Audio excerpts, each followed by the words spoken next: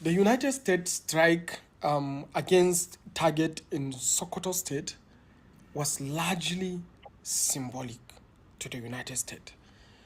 Because the US president is struggling very hard to recover his Christian evangelical voters back home, because they manipulated the decision of the evangelical voters to support Netanyahu's genocide against people in Gaza.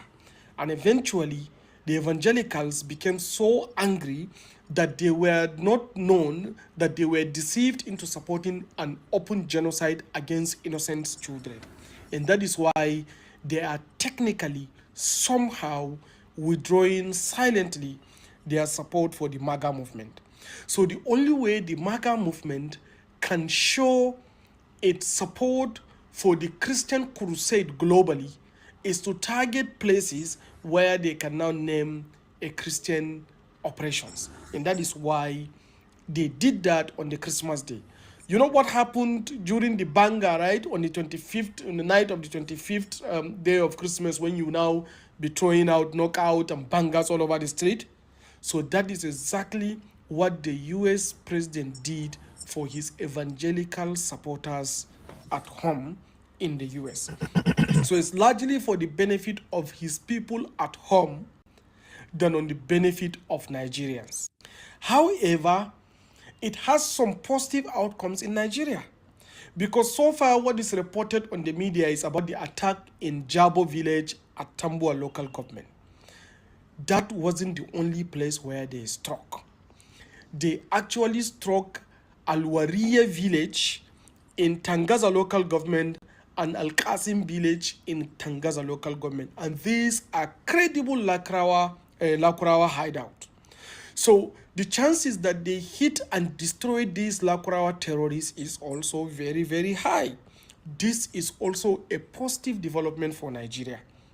So however you want to look at it, do not sensationalize it. Do not put this as a religion. Just look at the net win. While Trump is winning his political support base at home, we have also won some significant progress in terms of eliminating some terrorists here at home. So we should take the side of the victory, not the side of pessimism. However, this does not stop the fact that this is the first in the history of Nigeria. That since the 1960s, there was never any foreign military attack on our soil except this time. So it is very important that our government work hard to stop any military operation that is going to extend beyond attacking a common enemy, which is the terrorists. We have to establish a clear boundary, a clear framework, and a clear operational procedure that will limit all these attacks towards the terrorists. Also, the collaboration with the Nigerian government is good, but that will not change the plan of the US. If, let's assume that the Nigerian government refuse to allow them to do the strike, do you think they will stop not doing the strike?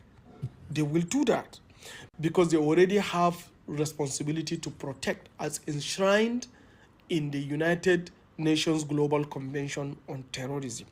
So they can still be able to carry out their strike. But it is very important that there is a collaboration with Nigeria.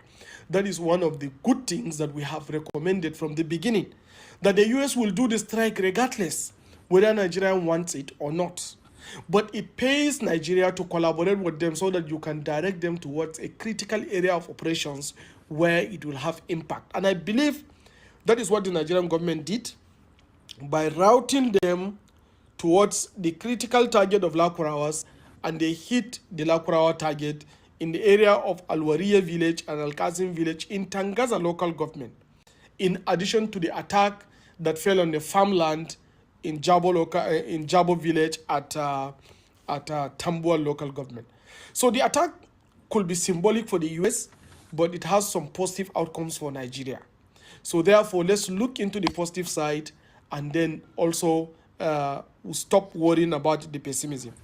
A terror is a terror, and terror should not be allowed to thrive in a country where we need peace, prosperity, and progress. Happy Boxing Day. Thank you. Well.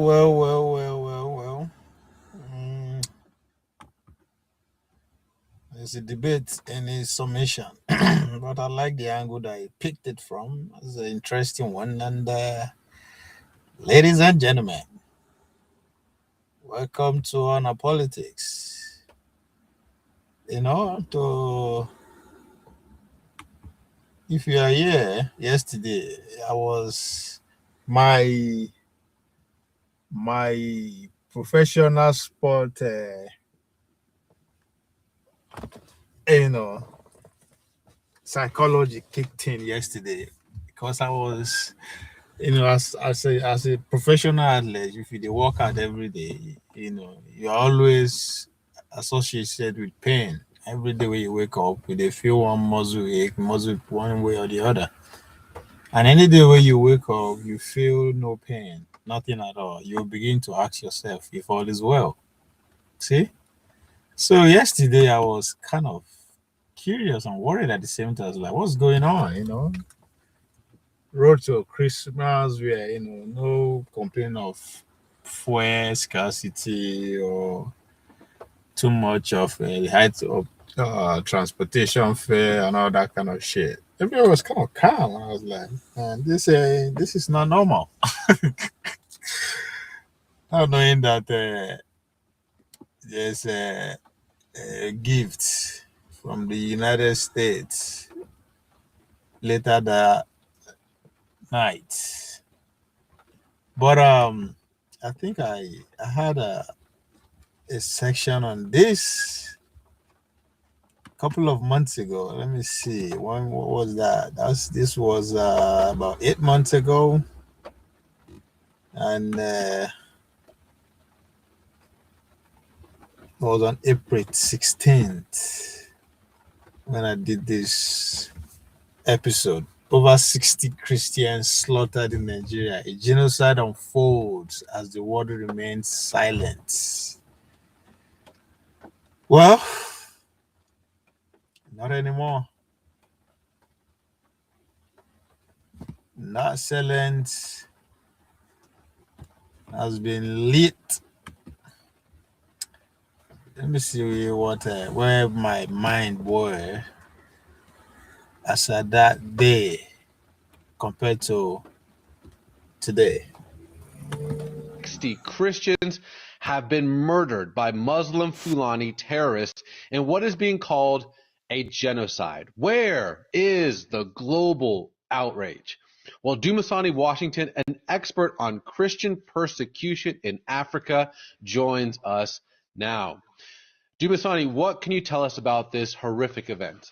Raj, this seems to be the latest in a string of events that goes back years. But the Fulani, as you said, the Fulani herdsmen, they're often called. They are a kind of a nomadic tribe. They are a herding tribe, predominantly Muslim, not all, but predominantly Muslim. And even as the article points out, it does a really good job in the Christian Post there. The vast majority of them not radicalized, but many of them unfortunately are. And there have been these waves of attack for years. And the attacks have been along the lines of taking land. They're targeting predominantly Christian Nigerians.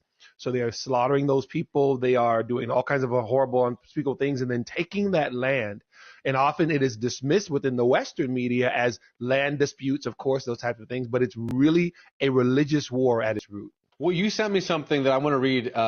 Quote, what happened to the Israelis on October 7th, 2023 is happening every week in Africa. Can you explain that? Well, it's amazing because that quote, and in a long, that quote has been coming both from Africans and Israelis who are aware of their situations, right? So whether it's the Fulani in Nigeria, including the Boko Haram, some of you may remember Boko Haram bring back our girls something like 11 years ago when they had abducted nearly 300 girls, Christian girls. That Boko Haram is, again, a jihadist terrorist organization. What we see is that what happened on October the 7th when Hamas invaded Israel, killing some 1,300 or killing or abducting 1,300 Israelis. That happens again every week, whether it's in Nigeria, places like Sudan, places like Algeria. Christians are under persecution today, Raj, like never before since the 2,000-year history of the church. And ground zero for many people is Nigeria. Okay, so obviously I've known you for a while, Dumasani, and this is something that I personally I can vouch for. You've been speaking on this a lot, all the time, for more than a decade. But the question is, Dumasani, why does no one care?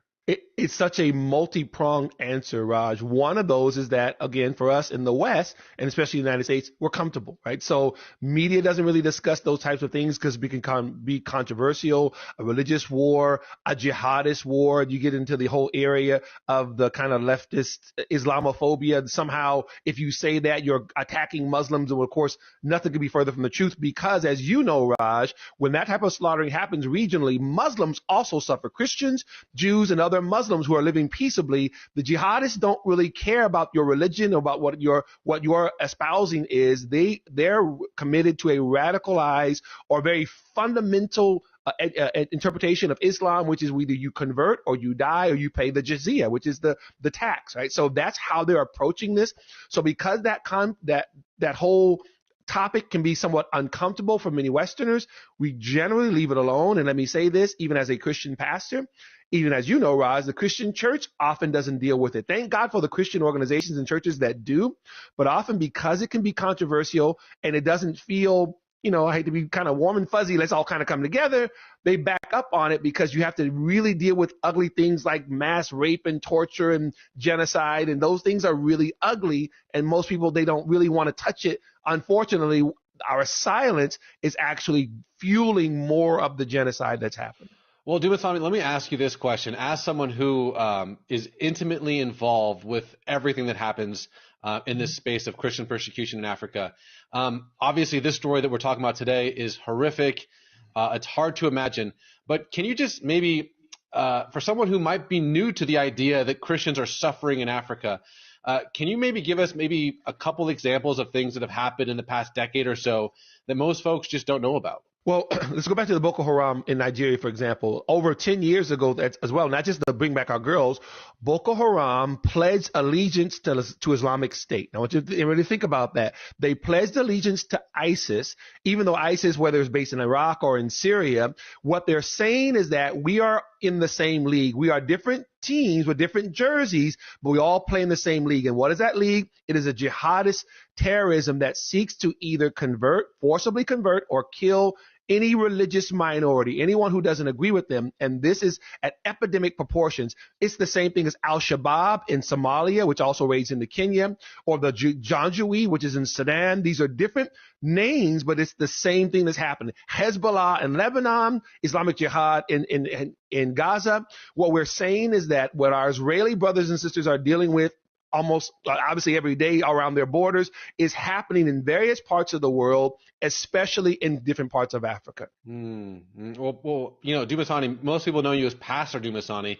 So what can we be doing? How can we be praying? I'm sure my friend who's watching this feels disgusted, horrified, but also kind of helpless. Like what can I do? So finally, Dumasani, if someone's watching this, what can they do? I'll say briefly two things, Raj. Hebrews chapter 13, verse 3 says that we are to remember those in chains as if bound with them. That's, as a matter of fact, Voice of the Martyrs, that's their proof text, bound with them, that we are to be praying for them fervently and ardently as if they were our own flesh and blood. And that is the body of Christ. So we are connected. So we're supposed to be doing that. And the second thing that I would say to people is that there are wonderful organizations like Voice of the Martyrs, like Christian Persecution. There's an Open Doors, that's a publication, everything. They actually give information about this, but they also give you the opportunity to sow a seed. And that if you want to sow a seed in those types of organizations, that goes to helping the pastors who get displaced and their families. Because if you think about it practically, when a church either loses its pastor because of he's been murdered, and that church has gone underground, they still need help in terms of Bibles, food. I mean, sometimes the persecution, ladies and gentlemen, is them being fired from their jobs because they're Christians. So I would say if they want to go further, inform themselves even more. And then also, if they want to go further than that, sow a seed into those organizations because they're doing amazing work. We know as Christians that we are going to be persecuted in that way. The Word of God says that, particularly in the last days. So it's our job to do all that we can to relieve that suffering as much as we possibly can. Dumasani, Washington, my friend, thank you so much for coming on. Thank you, Raj.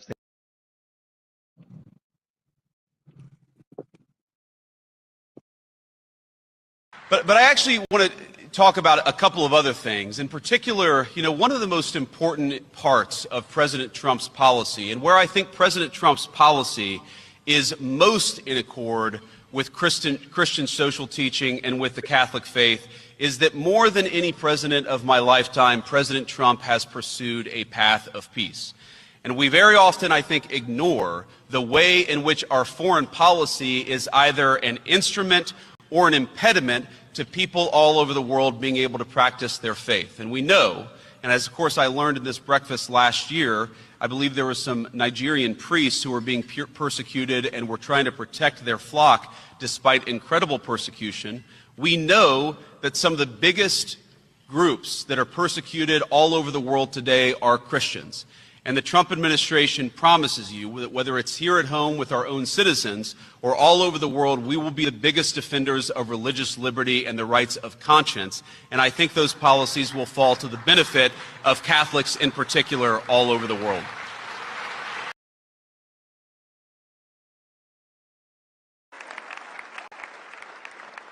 Now we're going to get personal. This is going to be so fun. Your faith. Yep. Why is it so important to you? What does it mean to you? Tell us why, when you go every single day to work, how faith is a part of who you are. Well, I mean, first is I believe like the fundamental tenet of the Christian faith. It's not just a set of good moral principles, though it is that. I think the fundamental tenet of our faith is that the Son of God became man. He died, and then he raised himself from the dead. That is the fundamental tenet of the Christian faith, and I think so much flows from that. And I think one lesson that flows from that is that we shouldn't fear death. Of course, death is a very bad thing, but there are much more terrible things than just losing one's life, and importantly, you could lose one's soul. And I think whether it's fighting for the unborn or fighting for peace and security for our citizens, I want us to be the kind of society where my kids can grow up to be virtuous young people, can be good young Christians, of course, because that's what I'm trying to raise them to be, and that's what our public policy is trying to do. Creating the space where moms and dads can raise their children in their faith to become good young people who believe the things that I do. That is what I'm trying to create, is the space for you, of course, to raise your children as you see fit, but the space for me to raise my kids to be the kind of young people that I think they ought to be. And the other thing that I take from it, Mercedes, is if you look at the long history of the Christian faith, we've been around for about 2,000 years now, give or take a few years, and there have been really dark times in the history of the Christian faith. There have been really good times in the history of the Christian faith. And I just try to remind myself that we put our faith in God above, we put our faith in the grace of God, and we try the best to do His will, and we don't worry so much about whether we're going to have earthly rewards. We worry about whether we're doing right by God Almighty above. That's what I try to do, and that's how I try to run my life in public. You mentioned raising these children into good people and also into good citizens that Yes. can contribute to society and to the world. We had so many young people come out and support Donald Trump Yes, we did. and J.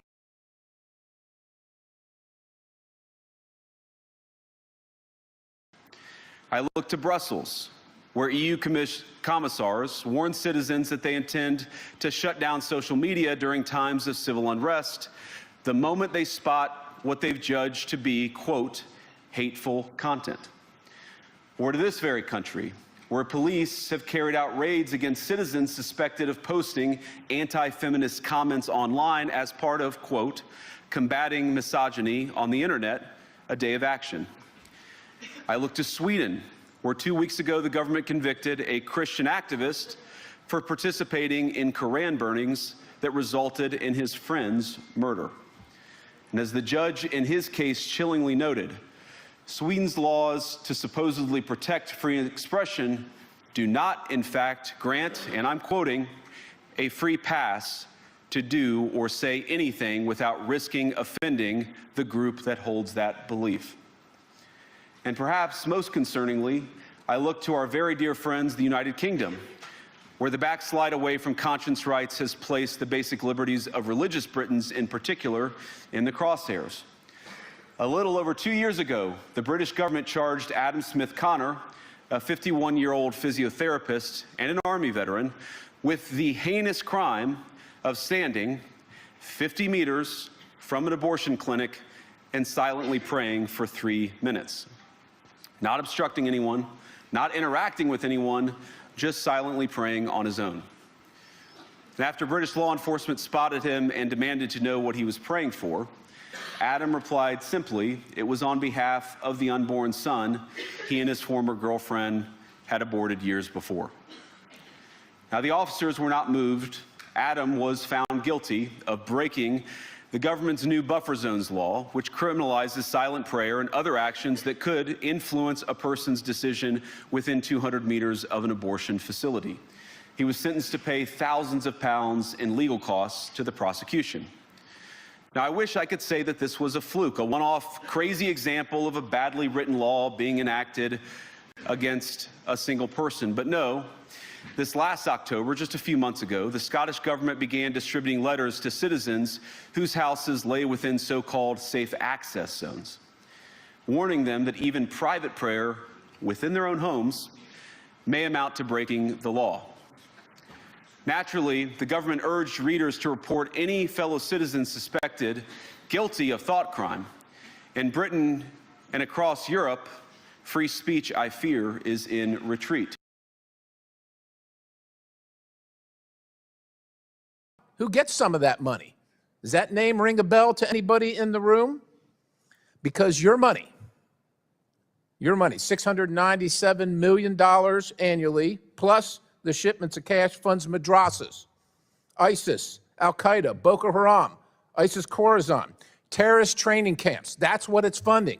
If you think that the program under Operation Enduring Sentinel entitled Women's Scholarship Endowment, which receives $60 million annually, or the Young Women Lead, which gets about $5 million annually, is going to women who, by the way, if you read the Inspector General's report, is telling you that the Taliban does not allow women to speak in public. Yet somehow you're believing, and American people are supposed to believe, that this money is going for the betterment of the women in Afghanistan. It is not. You are funding terrorism, and it's coming through USAID. And it's not just Afghanistan, because Pakistan's right next door.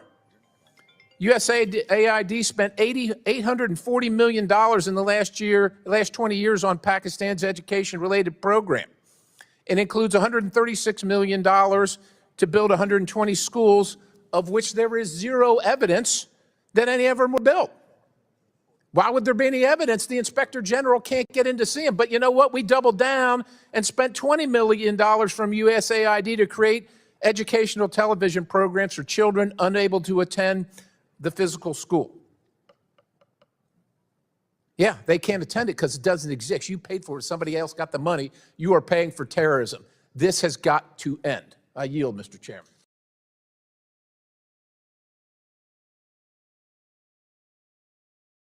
Yet another horrifying report is coming out of Nigeria, as over 60 Christians have been murdered by Muslim Fulani terrorists in what is being called a genocide. Where is the global outrage? Well, Dumasani Washington, an expert on Christian persecution in Africa, joins us now. Dumasani, what can you tell us about this horrific event? Raj, this seems to be the latest in a string of events that goes back years. But the Fulani, as you said, the Fulani herdsmen, they're often called. They are a kind of a nomadic tribe. They are a herding tribe, predominantly Muslim, not all, but predominantly Muslim. And even as the article points out, it does a really good job in the Christian Post there. The vast majority of them not radicalized, but many of them unfortunately are. And there have been these waves of attack for years. And the attacks have been along the lines of taking land. They're targeting predominantly Christian Nigerians. So they are slaughtering those people. They are doing all kinds of horrible, unspeakable things and then taking that land.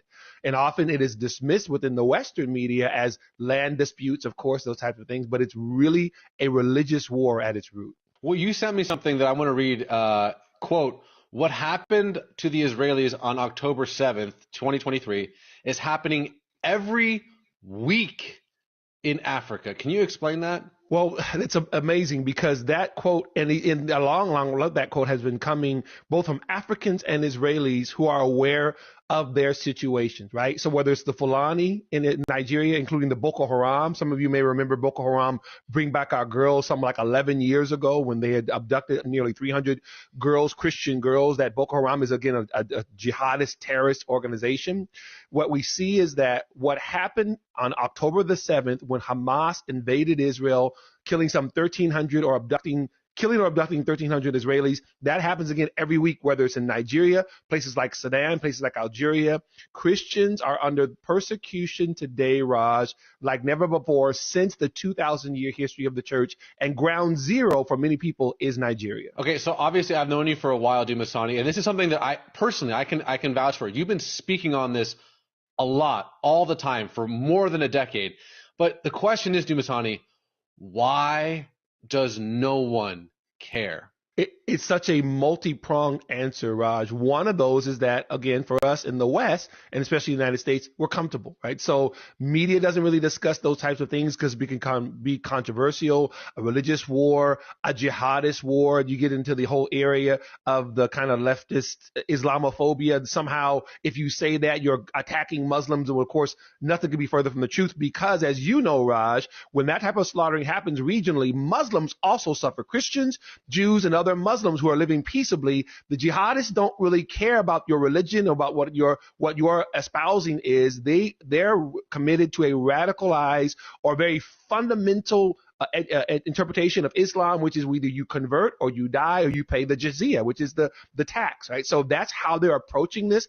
So because that whole topic can be somewhat uncomfortable for many Westerners, we generally leave it alone. And let me say this, even as a Christian pastor, even as you know, Raj, the Christian church often doesn't deal with it. Thank God for the Christian organizations and churches that do, but often because it can be controversial and it doesn't feel, I hate to be kind of warm and fuzzy, let's all kind of come together, they back up on it because you have to really deal with ugly things like mass rape and torture and genocide, and those things are really ugly, and most people, they don't really want to touch it. Unfortunately, our silence is actually fueling more of the genocide that's happening.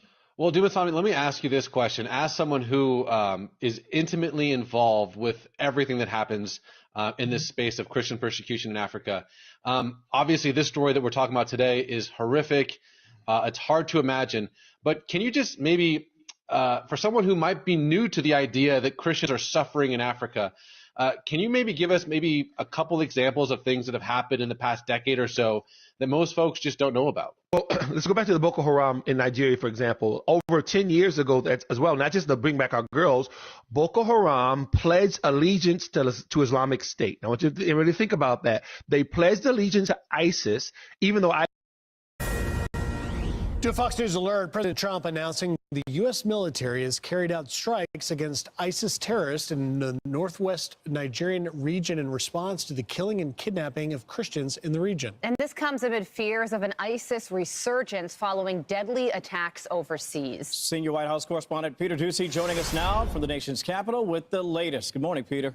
Good morning. The Secretary of War, Pete Hegseth, is saying his department is always ready and that ISIS found that out on Christmas. The commander-in-chief, President Trump's official word on this came via Truth Social in a post that says, "Tonight, at my direction as commander-in-chief, the United States launched a powerful and deadly strike against ISIS terrorist scum in northwest Nigeria, who have been targeting and viciously killing primarily innocent Christians at levels not seen for many years and even centuries. I have previously warned these terrorists that if they did not stop the slaughtering of Christians, there would be hell to pay, and tonight there was." This follows a handful of ISIS-linked or ISIS-inspired attacks that rattled the whole world this holiday season, including 2 Iowa National Guard members killed in Syria. That was Staff Sergeant William Nathaniel Howard and Staff Sergeant Edgar Brian Torres Tavar.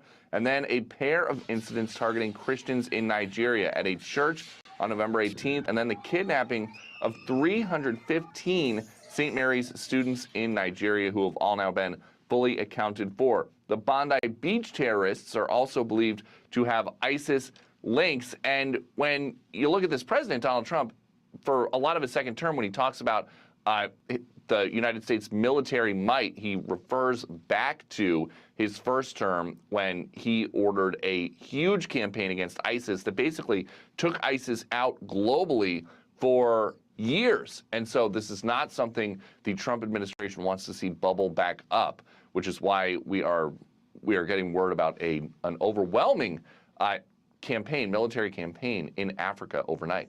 Back to you. Yeah, Peter, it's notable when a major military move takes place on a holiday. Do you think that the symbolism of protecting Christians on Christmas factored into this timing? Knowing President Trump, yes.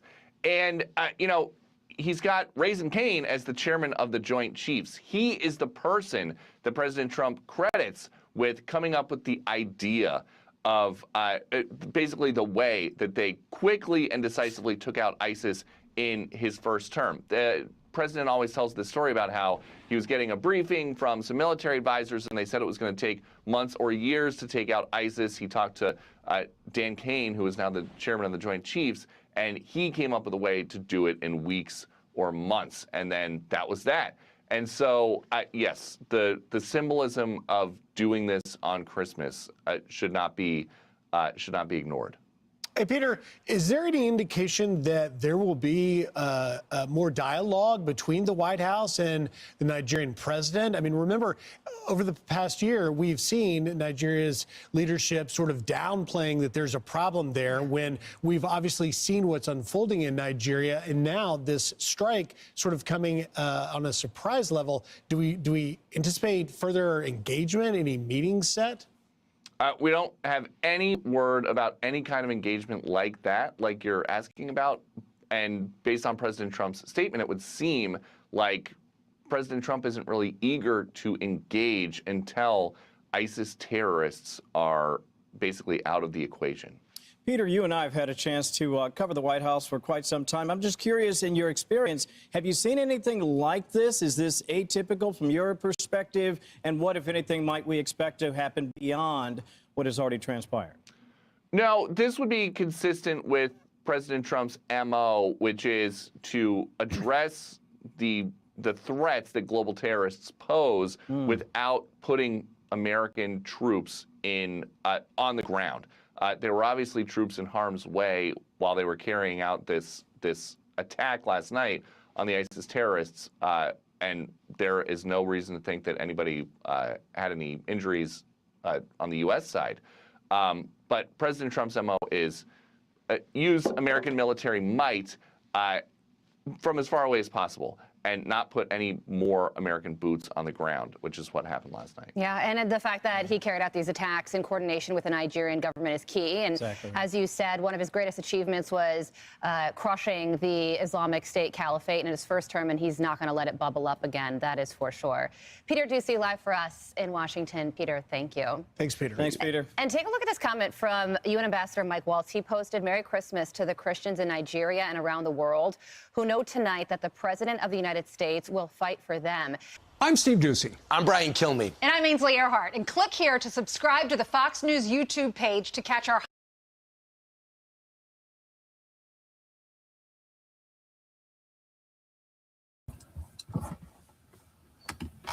It don't start to. The game has begun. The United States says that it has launched airstrikes against Islamic State militants in Nigeria. U.S. Africa Command confirmed that the strikes were conducted in coordination with Nigerian authorities. A U.S. official told the Reuters news agency that the strikes had killed multiple targets.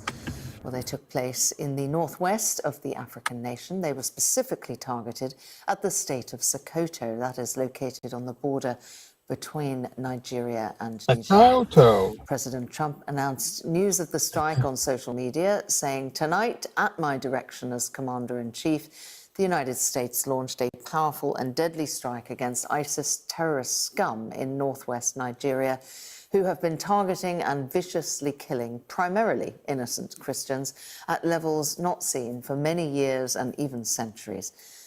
His Defence Secretary Pete Hegseth added the president was clear last month the killing of innocent Christians in Nigeria and elsewhere must end.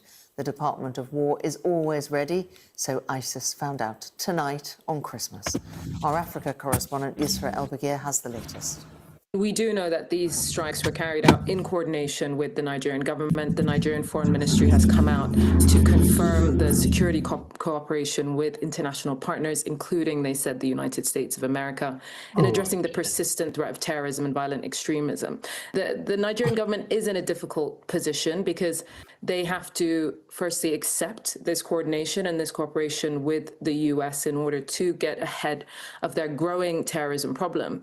But they also have to actively denounce and reject the claims that come with that cooperation, that there is a Christian genocide in Nigeria, that Christian communities are persecuted or targeted by terrorism more than any other community. Now, just on Christmas Eve, we saw a bomb in a mosque, in a packed mosque in Maiduguri in the northeastern state of Borno in Nigeria. And I think that's kind of an example or a symbol of the fact that these terrorist strikes, these ISWAP, IS in West Africa province strikes, as well as Boko Haram attacks, do target Muslim communities in Nigeria. We've seen that over the last 15 years of their increased activity.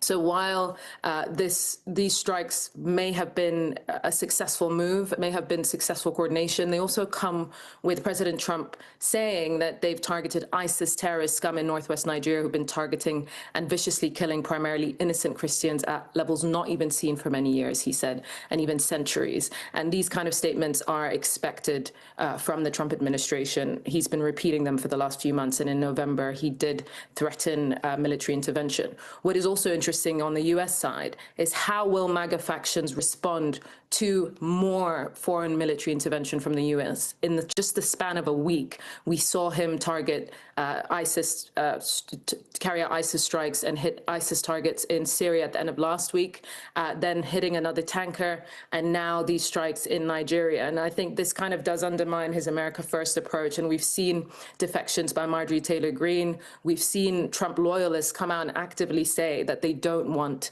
America involved in any other wars. And now these strikes, I think, will cause more and more contention and differences within the MAGA faction. We can get more on this now. Joining me from Abuja in Nigeria, Assistant Research Manager for Africa at ACLED, Miriam Ada. Miriam, good to see you this afternoon. How surprising is this United States intervention, albeit part of a joint operation with Nigerian forces? Hello, Samantha. Thank you very much for having me. The airstrikes is actually quite surprising news.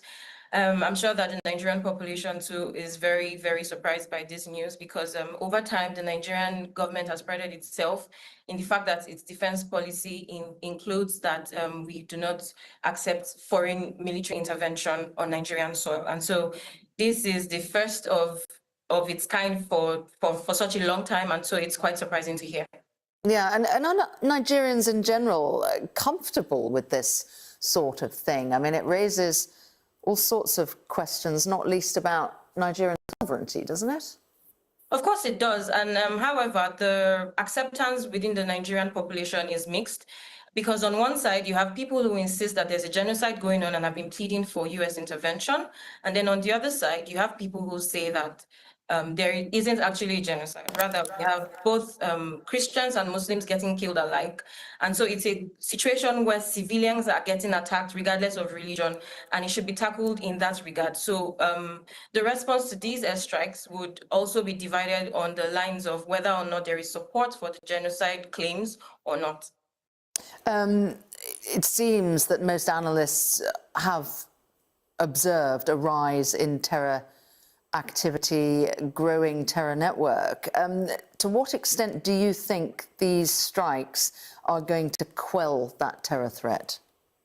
Well, in the immediate, I do think that these strikes will have an effect in the sense that since this is coming as a surprise, even terror groups would want to, take a step back to readdress or to re-strategize. So I think that for the immediate, in the interim, we would see a decline in terrorist activities, especially in places like Sokoto, where the airstrike happened, and of course Borno, where we have activities of the Islamic State West Africa province.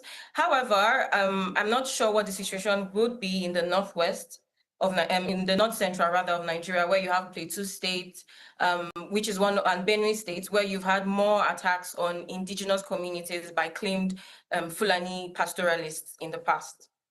Yeah, you were talking about how Islamic State have targeted not just Christians, but the president is very clearly framing this, isn't it, as an intervention to protect Christians. How is that being perceived in Nigeria? The very different framing for this pretty big intervention from the US.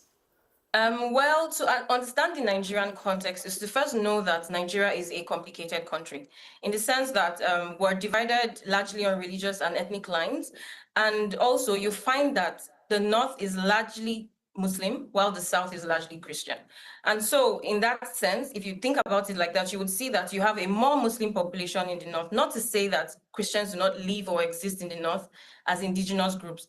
However, the claims that only Muslims have been attacked only Christians rather, or it's Christians have been targeted does not tell the full story. It also erases the fact that civilians are getting killed, people are dying, and rather than framing it as an us against them situation, it should be that we should demand for more from the government. So the government should ensure that lives are protected, regardless of what religious beliefs that these people hold. And so that should be the most important theme of the discussion. The American Defense Secretary has pledged more to come on this. What do you think Nigerians are expecting? Well, I would say that Nigerians on the streets would expect magic, because when you say that the US is coming in, then there is some sort of savior complex on the part of the people who think that once the US steps in and then all the problems are wiped away. But realistically speaking, that would not be the case, because these situations are very complex. I mean, the Nigerian government has been dealing with this with only the Islamic State for over 10 years now. It has evolved from Boko Haram to splinter groups, and we keep having complicated situations with them. And then you have the situation with the bandits in the Northwest. And each of these conflicts have their own peculiarities. They differ in so many ways from one to the other. It's the same way that if you go down south, you have different security situations which all differ and require different, tactics in handling them. And so I do not see that the airstrikes will necessarily end the situation. It might quell it for an interim moment or temporarily, but it doesn't exactly mean that this would mean an end to the security situation. Well, Miriam Ade, thank you for talking to us on Sky News this afternoon. Thank you very much.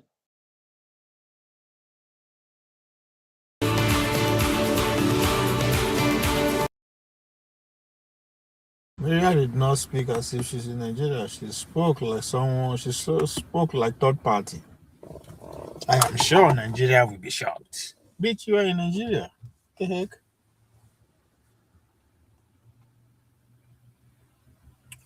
If you can't tell the pulse of your physical environment, then what's the point of bringing you on here to speak about issue?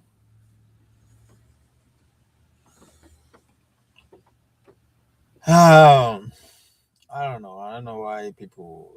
Well, at least I don't know. I understand the noise. It's just President Trump announcing the U.S. military has carried out strikes against ISIS terrorists in the northwest Nigerian region in response to the killing and kidnapping of Christians in the region. And this comes amid fears of an ISIS resurgence following deadly attacks overseas. The commander-in-chief, President Trump's official word on this came via Truth Social in a post that says, "Tonight, at my direction as commander-in-chief, the United..." Take a look at your screen right here as a new video clip released by the Trump administration shows the launch of the U.S. strike conducted Christmas Day on Islamic State forces in Nigeria. President Trump announcing the powerful and deadly says, on Christmas night, weeks after first accusing the West African country's government of failing to stop the persecution of Christians. Trump did take to Truth Social to post this right here, and this is just a portion of it. He says, tonight, at my direction as Commander-in-Chief, the United States launched a powerful and deadly strike against ISIS terrorist scum in northwest Nigeria, who have been targeting and viciously killing primarily innocent Christians at levels not seen for many years and even centuries. I have previously warned these terrorists that if they did not stop the slaughtering of Christians, there would be hell to pay, and tonight there was. U.S. Ambassador to the United Nations Mike Waltz had this to say when speaking to Fox News back in November. Clergy are being beheaded. Yeah. Churches are being burned. Families chased out of their homes simply for wearing a cross. We know how to take down terrorist networks. We've done it all over the world. But I think there's a lot of other things we can do before that. The country of particular concern unleashes sanctions, withholds our aid, and we're seeing the Nigerian government move. And you are taking a look at the post here from Ambassador Waltz. He posted on the strike last night, kind of quote tweeting what President Trump had to say, saying, quote, "Merry Christmas to the Christians in Nigeria and around the world who know tonight that the President of the United States will fight for them," end quote. Now, I do want to bring in former Kansas Governor Sam Brown back, who served as ambassador at large for international religious freedom during President Trump's first administration, to discuss all of this and break down exactly how we got to this point. Sam, thank you so much for taking the time to be here with us today. Oh, happy to join you, and Merry Christmas. Still Merry in Christmas. background here. Yeah. And first off, can you break down for me, Sam, kind of how we got to this point? It's been building for really 15 years, I would say. You've really got a group of terrorist organizations, and I call it a terrorist convention that's taking place in Nigeria. This is the area they're concentrating on for the next caliphate. They lost in the Middle East. Now they're moving to this region in West Africa. They've destabilized several governments in the region. You've also got the Chinese and the Russians meddling in this region. And here's an area that the Nigerian government, in many respects, has just lost control of, which is typical, again, of how you get a caliphate started, how you get all these terrorist groups coming to this region. And then their primary target is destabilizing the government, killing Christians, and they'll kill Muslims that don't agree with them as well.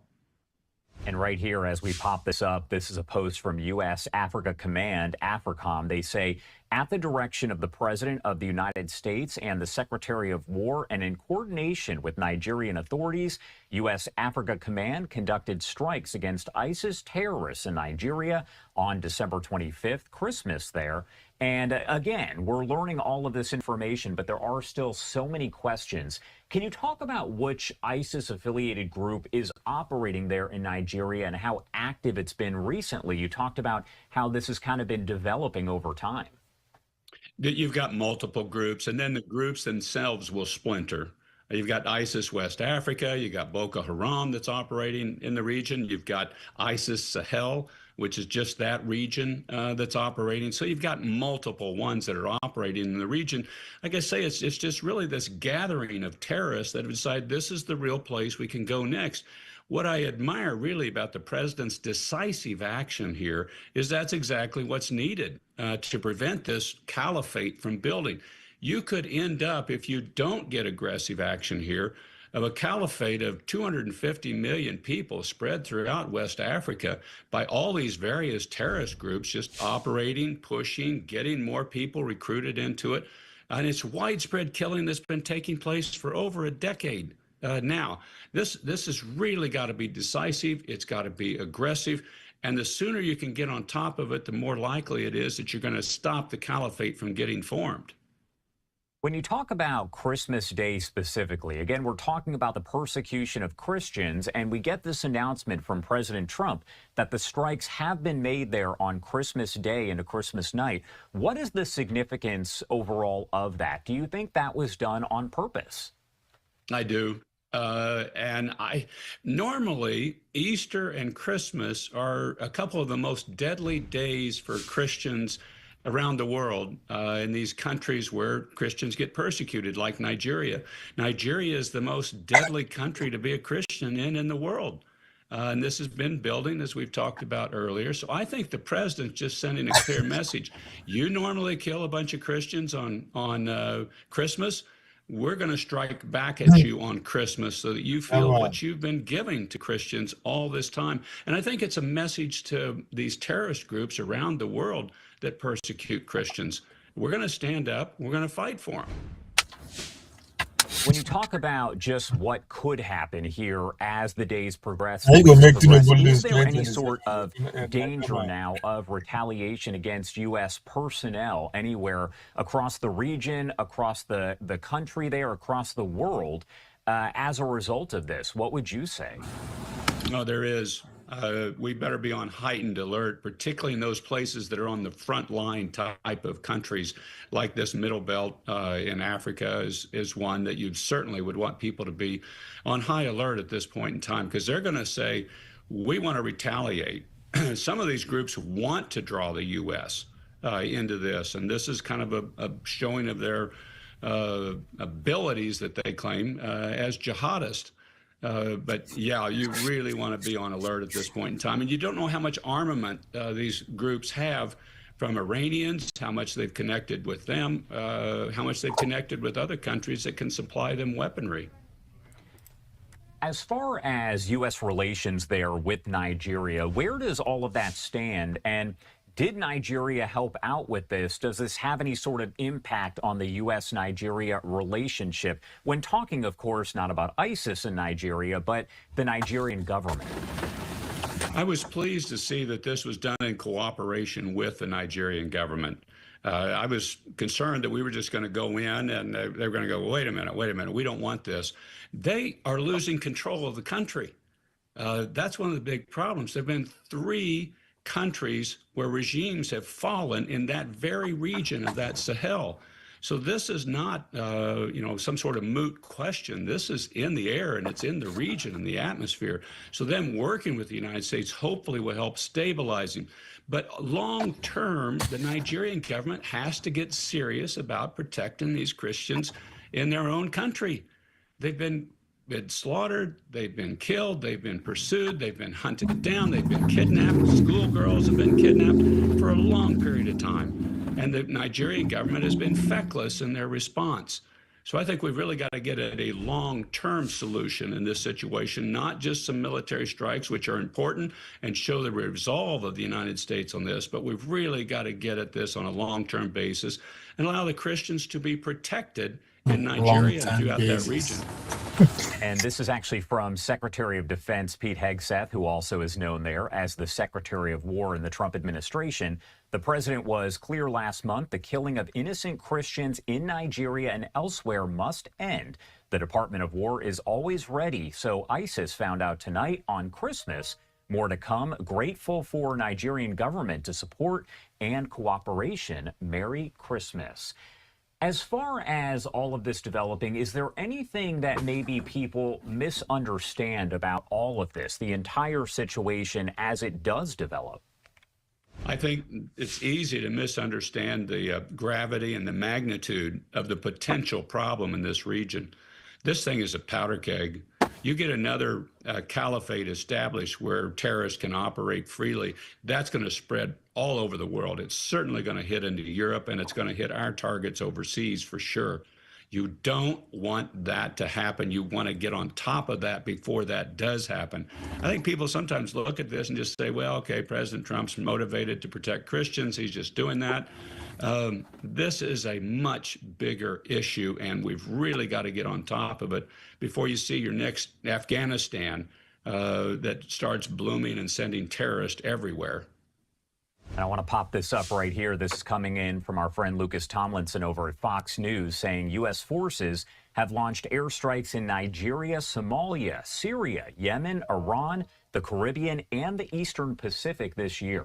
What do we need to be watching for? And you kind of touched on this, but as we assess whether the strikes were maybe effective, what happens next, and what do we need to keep an eye on? The strikes are going to be effective in that they show the people around the world, the United States has resolve on this. They know we've got the weaponry. They just don't think we'll use it. President Trump will use it. You don't want to make the guy mad. You've made him mad. And now he's striking back at you. I think people really need to see the magnitude of what this is really all about. And it's about stopping this next buildup of terrorism that we've had so many problems with and spent so much money trying to subdue around the world. All right. Sam, thank you so much for taking the time to join us here. As we mentioned, there's a lot to it, so we can only touch on so much. But is there anything else that we missed? Anything you want to make sure to add here before I let you go?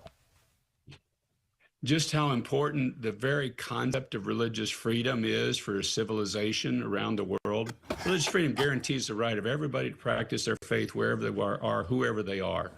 And you don't have that in Nigeria. You don't have that in a lot of the world. The communist countries pursue and have a war on faith.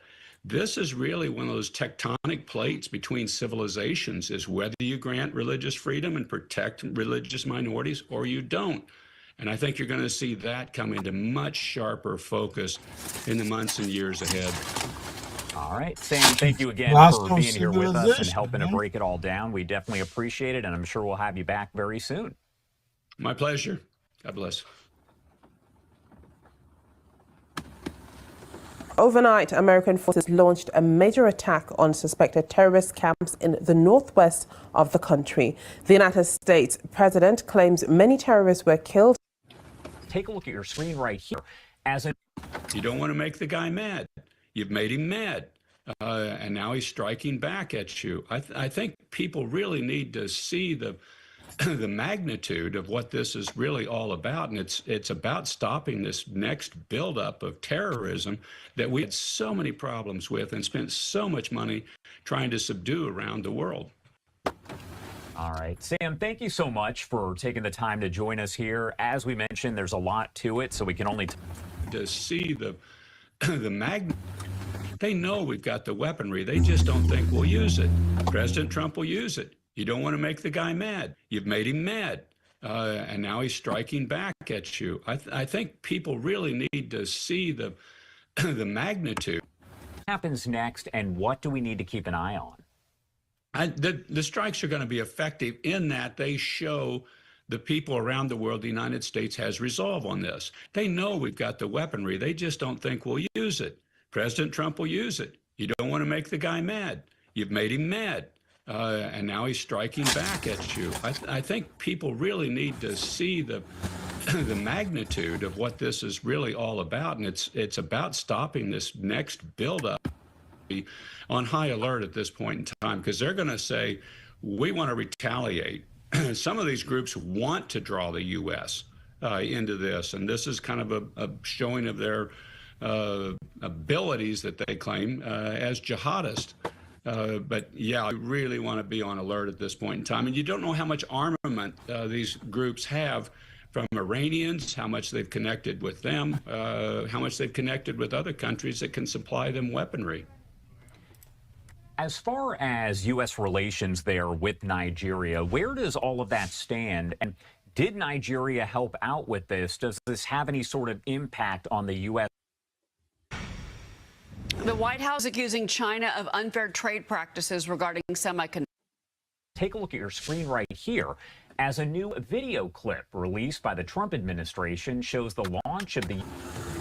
Developing now, President Trump says that the United States launched strikes against ISIS in Nigeria, citing the targeting of Christians in the region. U.S. Africa Command says the strikes killed multiple ISIS terrorists. The president said on social media, quote, "The United States launched a powerful and deadly strike against ISIS terrorist scum in northwest Nigeria who have been targeting and viciously killing primarily innocent Christians at levels not seen for many years and even centuries." He went on to say, "May God bless our military and Merry Christmas to all, including the dead terrorists, of which there will be many more if their slaughter of Christians continues." Jackie Coppell joins us this morning with details. Jackie, there's a lot to unpack here. We can start just if we rewind a bit. The administration's been hinting about something coming for a little while. Yes, that's exactly right. And good morning. Thank you for having me. The administration has been hinting, right? The president had put out a message back in November indicating that there would be some attack if Christians weren't more protected or if attacks against Christians continued. It's worth noting, though, that the Nigerian government has said that attacks are not just happening on Christians, but also on Muslims in the country, and about an equal number of each group have been killed. And so there's a question of whether is it specifically the plight of Christians or is it just larger violence in the country itself? You mentioned the Nigerian government, what they have been saying. Did they play any role in these attacks? What has their response been? So they did play a role, and in fact, our Secretary of War, Pete Hegseth, put out a tweet himself. He said, that he was grateful for the Nigerian government's support and cooperation, and that there was more to come. And so, look, it's in the Nigerian government's interest, effectively, to help the United States fight ISIS, because these attacks are leading to problems in the country writ large. So why wouldn't the Nigerian government, in some ways, say, sure, why not? Now, it's also worth noting that the United States and the Nigerian government agreed back in November to a deal, effectively, that the United States would offer over $2 billion of healthcare aid in exchange, in part, for the Nigerian government doing more to protect Christians. It also told the Nigerian government that if they weren't helpful, they wouldn't get money, that there would be repercussions. So this is something we're becoming familiar with President Trump dealing with leaders of other countries. No question, right? There's I will help you if you help me. And that's certainly what's taking place here. When it comes to the reaction from the Republican Party, specifically the MAGA wing of the party, you mentioned the Nigerian government saying it's not just Christians, but it seems like the party is focusing a lot on that. What's sort of been the reaction from that sect of the party? Well, we do actually have a post from a congressman who addressed this, there it is right there, Representative Andy Harris. This is strong and decisive leadership by our president standing up for the persecuted Christians and taking on ISIS. God bless our military. Merry Christmas. So this is very much in keeping with the administration and the MAGA movement's focus on the plight of Christians and their belief that Christians are under siege, essentially, around the world and even here in the United States. And so it ties back to messaging that the president used even in the election as he was running for president once again, that Christians are effectively under attack and that they need to do more to protect them. Also interesting is this isn't one monolith that the Nigerian government and now the U.S. government is targeting. There are all sorts of disparate groups. Some of them are like gangs, right, and bandits. But then in northeast Nigeria, on the other side from where the strikes were, it's a little different with Boko Haram. Yeah, I mean, there's a group, there's Boko Haram, and then there's, I want to make sure I pronounce it correctly, Lakurawa, which is a terrorist organization. They got that designation by the Nigerian government in 2024. And they are slightly different, but both nonetheless are very violent. They recruit people who don't have jobs, don't have access to education. They find ways to build up their numbers in areas in particular where there are just not a lot of security forces and there's not a lot of oversight, and that is leading to a lot more violence. All right, so clearly this is a big escalation. You mentioned that President Trump has been, threatening this for a while. Here we are on Christmas Day. We have this next step. What could possibly come next from this?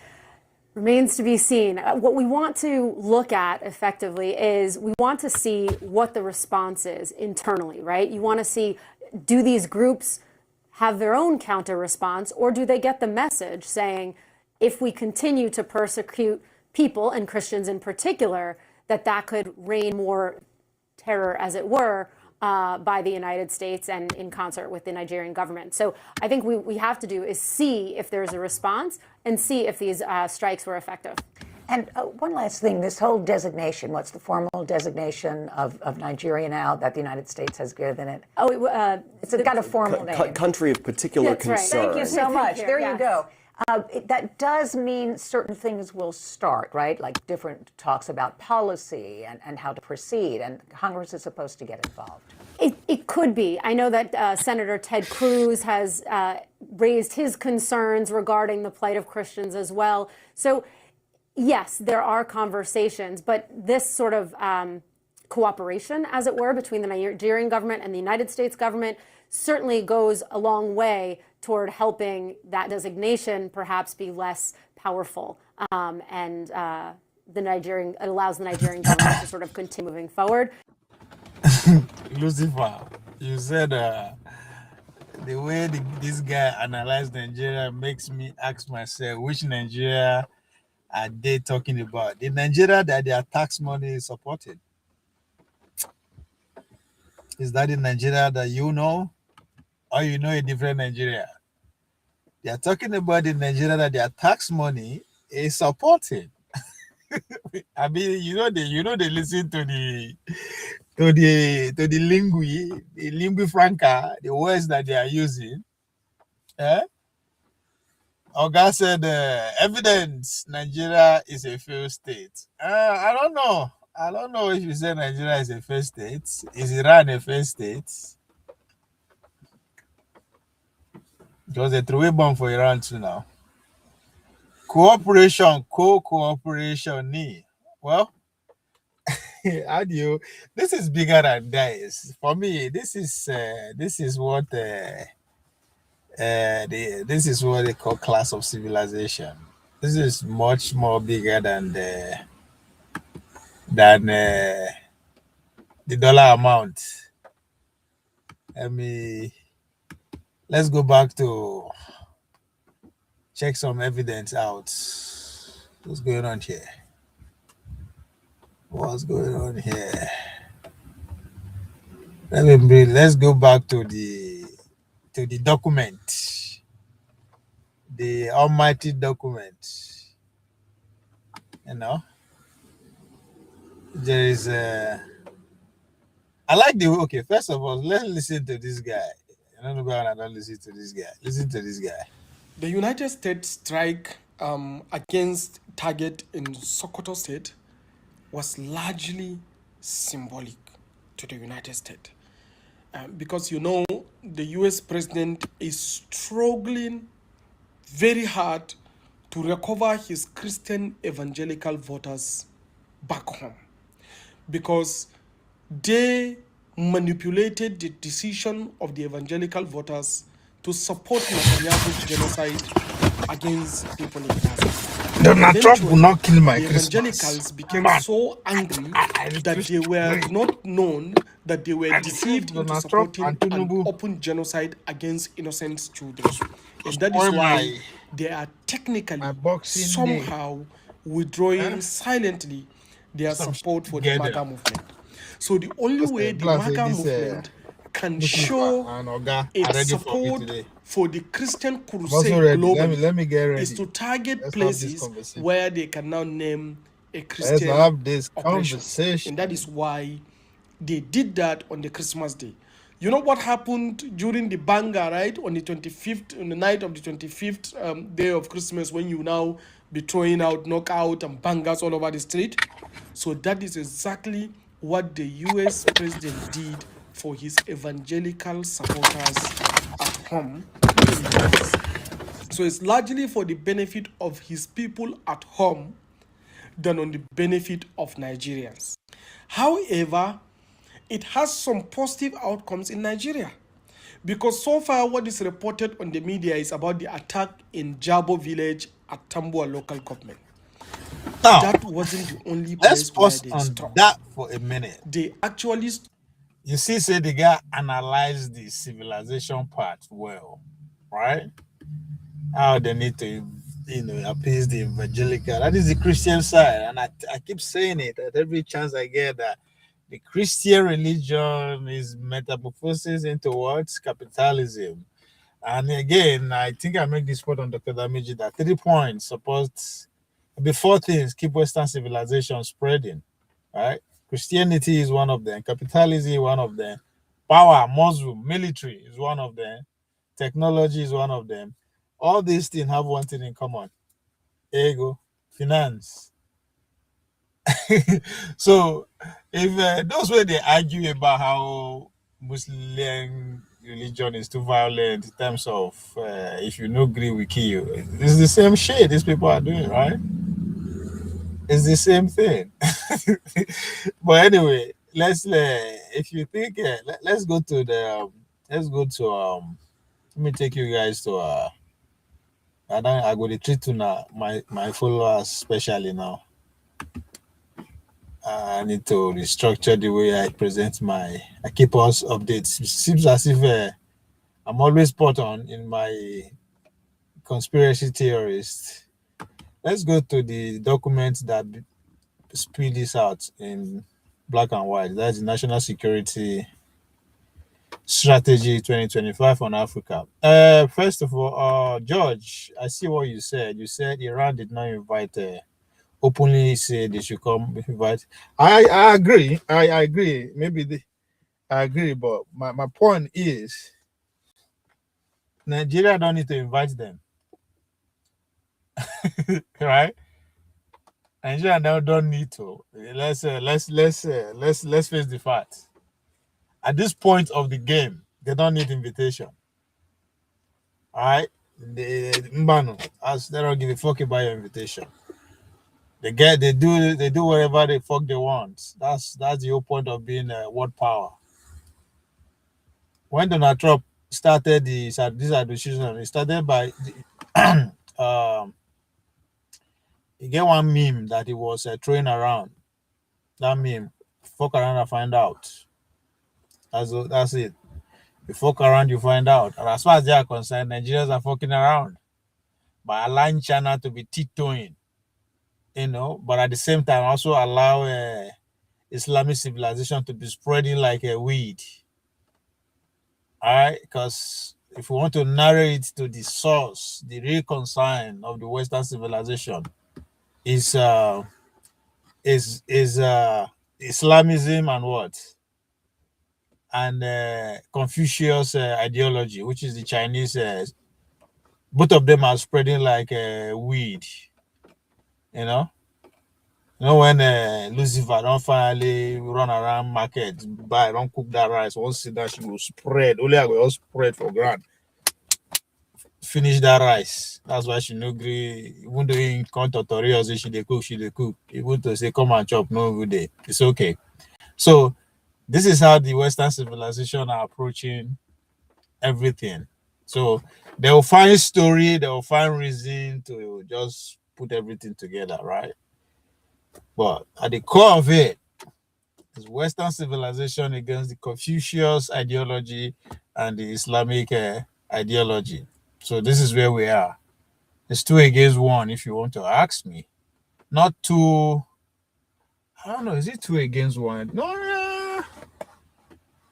The only thing that the only thing that these two people, the Confucius ideology and the Islamic ideology, have against more on their side is just the population that they grow. The Islamic ideology is spreading. Even then, why the Chinese people are becoming well, but economically, the West is still at the top. Militarily, the West is still controlling. Technologically, they are still ahead. Forget everything where they will tell you about what the Chinese are doing. Technologically, they are still ahead. So, if you ask me, I'll put my bet on them. They're still going to win. The man with faith and God will lead. At any point, we make a decision. But again, let's go to the foundation of this whole thing, so that I want those who come here should have a different view. Should have a different view of what is going on, rather than every other view that narrow everything down to terrorism. But let's look at it. This is the United States National Security Strategy 2025 on Africa. I'm interested to know it was just about 3 paragraphs. That's the whole thing they dedicated to the continent of Africa. Out of 39 pages, our continent only deserves 3 paragraphs. That's to tell you is you again. And they always refer us. If you follow this platform, I always refer us to go back to what? The First World War. To understand what is happening right now, you have to have a grip of First World War. And to understand First World War, you have to understand what transpired decades before, or century before, 17th century, when America became independent. That is the year they wrote The Wealth of Nation, by the way. Adam Smith, The Wealth of Nation. It was the same year that America got independent, almost 250 years ago. So once you understand what the American independence brought to pretty much rearrange the world that we have, that we are seeing today. So because when they came of age economically, they had to push everybody away from their sphere of control, the Americas, pretty much. And that leads the European nation to assemble themselves in Berlin and focus on us, right? So if you read this national security strategy, pretty much that's what it is. That they left Africa for the rest of the world to what to develop the second time. Now, say for a long time, this is straight from the document. Say for far too long, American policy in Africa has focused on providing and later on spreading liberal ideology. That should be on quotation. Liberal ideology. The United States should instead look to partner with selected countries to ameliorate conflicts, foster mutual beneficial trade, relationship, and transition from a foreign aid paradigm to an investment growth paradigm, capable of enhancing Africa's abundant natural resources and lengthen economic potential.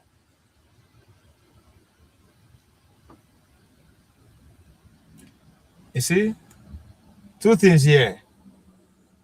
They say they are moving away from what? Spreading liberal ideology. But the fireworks was carried out in the name of what? Protecting liberal ideology, which is interwoven with Christianity. So that they bomb ISIS because they are doing what? Attacking the ideology that they don't want to. So that should be noted.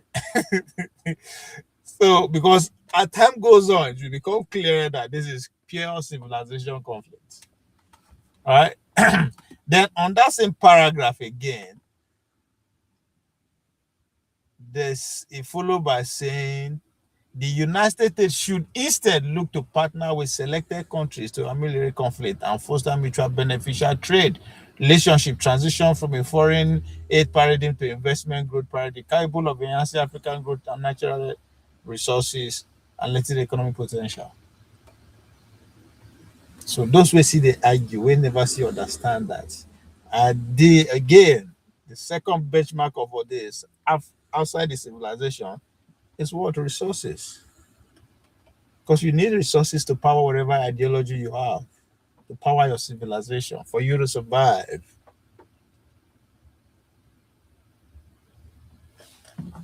Then they continue. The second paragraph said, opportunities for engagement could include negotiating settlements to ongoing conflicts, e.g., DRC, Rwanda, and Sudan.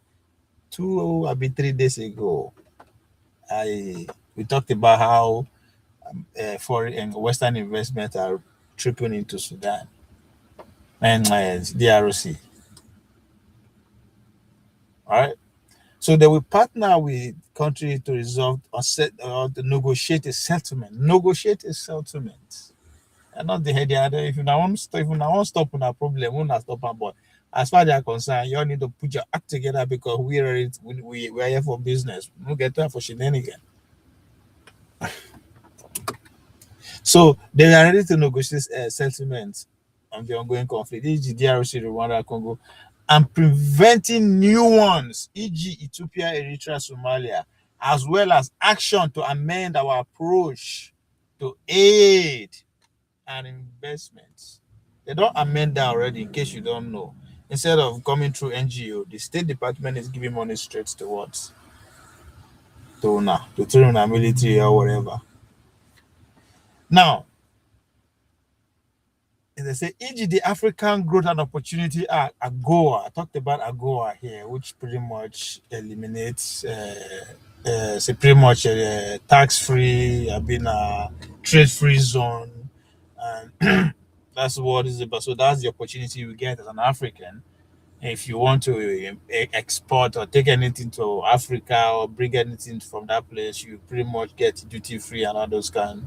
You have free entry and access to American economy. That's pretty much what AGOA is all about. But selected country and selected what industries. That's another thing. Maybe everything they are interested in. Only thing that will be mutually beneficial. So, and we must remain wary of resurgent Islamic terrorists activities in parts of Africa while avoiding any long-time American presence or commitment. But they are very clear. This is what the second paragraph is centered on.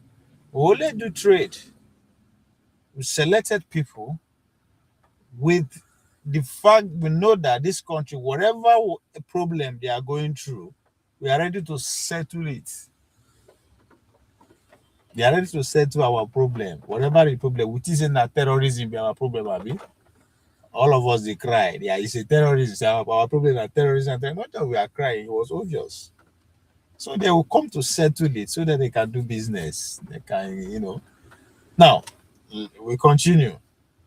So selected African countries will do that, and they will go hard on the Islamic terrorists. Let's put it out there clearly. So as I said, not double sword. So one, they are going after those who are after their civilization, then, but at the same time, they say, "Come, we don't want disturbance. We want peace because these resources we need to get it in peace because there's a bigger fish to fry, which is the China and the overall Islamic movement."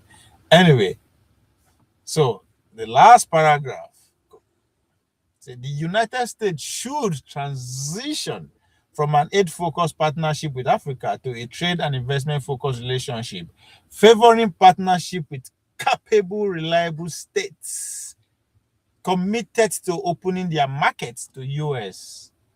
goods and services. This is where my argument with Oga centered on when he's in a failed state. We'll see after this decade if Nigeria is a failed state or not, because at this point they are fighting for their own sovereignty. If you look at it well, even though they are not doing a good job at communicating what is going on, talking about the federal government. So what is the impact of this on 2027 Tinubu government between a rock and a bad rock? We'll go there. We'll go there. I like that. I like the way you think. See. That's why you are here anyway. Listen, but did you say liberal ideology? Yes, Ken. Isn't that what they are saying? I mean, let me see. Yeah. That was at the first paragraph of it. Where is it? Yeah. So let's say for far too long, American policy in Africa has focused on providing and later on spreading liberal ideology. That's what they were before. That was the last word that we just left, because this one a new word now. Old rules are gone, and new rules within now. So this, according to them, we are not ready to spread liberal ideology, but at the same time, they are striking Sokoto because of, to them, the liberal ideology is being genocidal. Baby, you are facing genocide. I mean, understand the terminology. Yeah, any casualty and footage. I don't think there's no casualty. I will look for that video. There's a not necessarily a video. It's a video.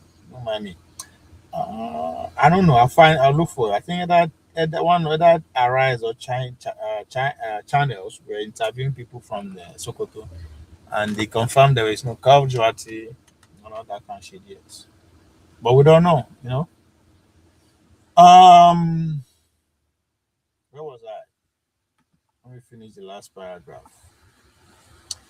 It's important. So yes, the Goa price. So the last paragraph said the United States should transit from an aid-focused relationship with Africa to a trade and investment-focused relationship, favoring partnership with capable, reliable states, commitment to opening their markets to U.S. goods and services.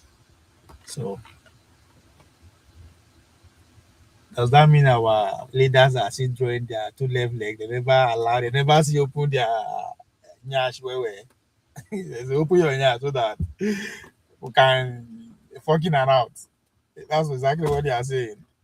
Is it that Nigeria is a drug for grant? Yes, because Chinese are still very much with us. They involve heavily. Again, this is a battle of what sovereignty for the Nigerian states. As I said, maybe they are doing a bad job in communicating what they are doing for reason best known to them, because this is what it appears to look like. When you collect 20 billion from China in the names of investment and infrastructure, you pretty much then also in bed with the West, we pretty much either the same amount or more with also other aspects of life. And now the other part, I say, come, put on, I don't need side chick, just like Lucifer, they always talk. Believers, I'm a one man woman. I don't do with small boys. I do with just one. I'm good. That's how America see things. Americans don't fuck around with other communities here. They want to have total control. If they are not in the decision-making seat, you are in trouble. So this is where we are. Now, the last paragraph, which I said is the third paragraph, where they said,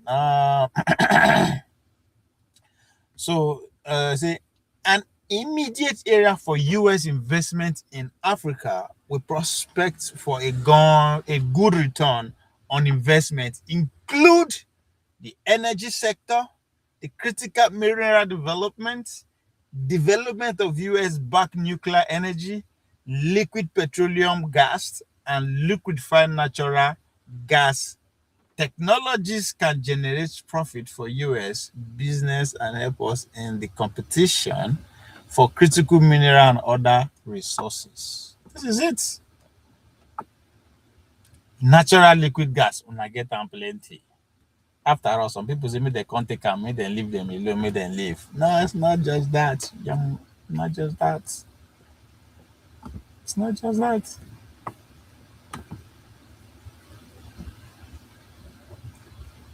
It's not just that. So, once you understand this piece of documents that they brought out 2-3 weeks ago, and as I said, now only 3 paragraphs they dedicate to now. It's very easy to understand. Yeah, we are not fucking around. They went straight to the point. Don't fuck around. Don't. This is our Christian life, so we cherish them. When you mess with it, you mess with us. So we'll fuck you up. All right. Then at the other side of the coin, they say, "Come, this is not the resources we will not get. So we are going to have the final say how who should use it, how it should be used." I don't care what contract you are into already. I don't care what kind of agreement you're into with anybody. That's all your own parallel. I don't care if you don't propose marriage to Lucifer. It's over. Cut it off. This is it. So this is very simple to understand if you look at it from a global view. You understand that it's very simple. It's very simple. Now, to Oga's question, which is what does this mean to Bola Tinubu's 2027 pretty much? That's the summary of what you say. What is the impact of this on 2027? Tinubu get between a rock and I don't want to be in his shoe right now. But again, we are talking about Jagaban. So it's not naive, so to speak. I don't think he's surprised that this is what is going to tower his administration. So ability for him to navigate this will just make him stronger and make his whatever legacy is going to live more solid. But I'm not worried for him as a political animal, right? I am worried for me and you. I think you're worried about Tinubu. You are worried. You have not set your priority right. That motherfucker will find his way out. All he need to do is to put pen to paper, is to sign a deal, is to negotiate. That's easy for him to do. That's not be small. If since the resources, it's not that we don't have the resources. It's not that they are saying, hey, Nigeria, we have to go and invade Benin or Cameroon on their behalf. I've been waiting then do for Benin with that.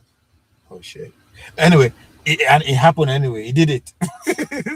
so he did it. He sanctioned Niger. So if he can sanction Niger, sell a helicopter. Now they call those military go stop coup in Niger. So what the heck? Putting me and you under the box. Now you know if you do. We'll sign our life away for the next 50 years. That's it. And in doing that, China first decide to confiscate what they have invested already in terms of the Lekki seaport and whatever. So I'm not worried about Tinubu political strategy come 2027. The guy goes scale. It's just a hit. I think he can take the hit. It's been around. So I'm not worried about him for him at all. The guy he will, whatever the Trump administration wants, he will give. He will give. If the goal is to not to give in so that they will reduce the population of that part of the country, that one too he go do am. So I don't see it as it's a challenge for sure. I'm not playing down on that.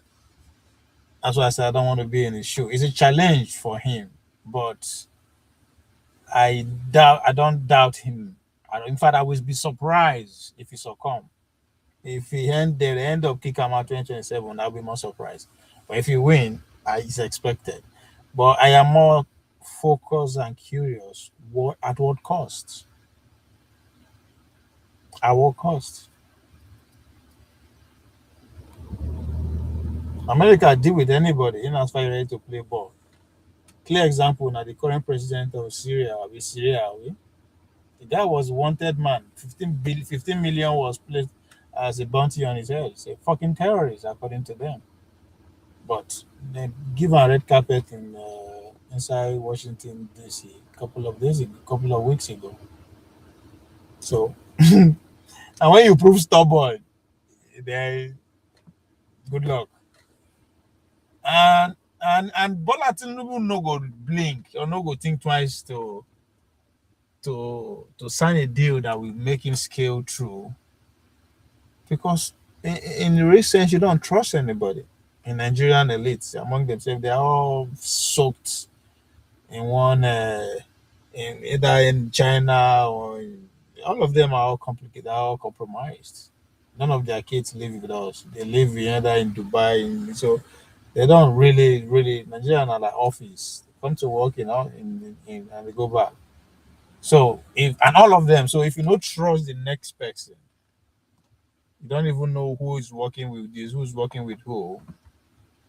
I mean, it would be stupid of you to say, "Oh yeah, I will. My blood does not worth millions of blood," according to Good Luck Jonathan, who is a stupid man as far as I'm concerned for even making that statement. Because for him to become president, blood has been lost. A lot of blood was split before him to make him president. So what the fuck is he saying? But I get the point. So George, worry not about Jagaban. Worry about the Nigeria. Because something will happen. I've been saying it since even from when I did go one man show, how many years ago? that the Nigerian state will be disrupted. 25, 26, 27. But I said something will happen. Now, I don't talk and say, what is the future of the country called Nigeria? That's the question I've asked so many times, many months ago. Is it Islamic social states? Just because they are hit now, no means it's the end of the road for them. This is just the tip of an iceberg. It's just the beginning of what to come. So it's a civilization fight. And the Confucian ideology and the Islamic states, as far as they are concerned, they are convinced that the West is at their lowest, that they are weak. So why not just take a shot? Right? There's no, they don't. I mean, they're in already. No going back. At this point, none is going to retrieve. The Confucius ideology has spread wide through Belt and Road Initiative. They're every fucking where, even to the neighbors of the United States, India, Cuba, and the rest. That's why you see a war already going on within the corridors of Venezuela. It's not just about Maduro. It's fucking about the whole atmosphere of spheres influence as far as they're concerned. So if you think just because the Islamic State got hit and that's it, no, hell the fuck no. Because as I said, deep down in their conviction, both the Confucius, the ideology Chinese, both down they all believe that the West is at their lowest. The West is going down. So, hey, no need to say, well, let's take a step back. No, they will keep pushing. So, and again, it is just the beginning of the strike.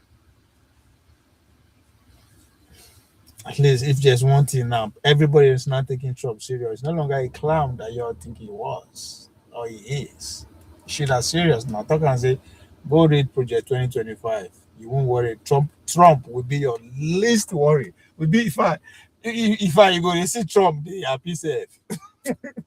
If people actually read Project 2025, digest that, understand that, I swear to God, you go to see Trump, they praise him. Trump will be the least of your worries because his days are numbered. He ain't gonna be here forever. But guess what? Project 2025 is gonna be. They will continue to work on that project for the next fucking 80 years. I talk about scenes, but people don't want to wake up. So it is. We are here. Nobody's going. No retrieve, no surrender, as they say. So Nigeria are confluent states.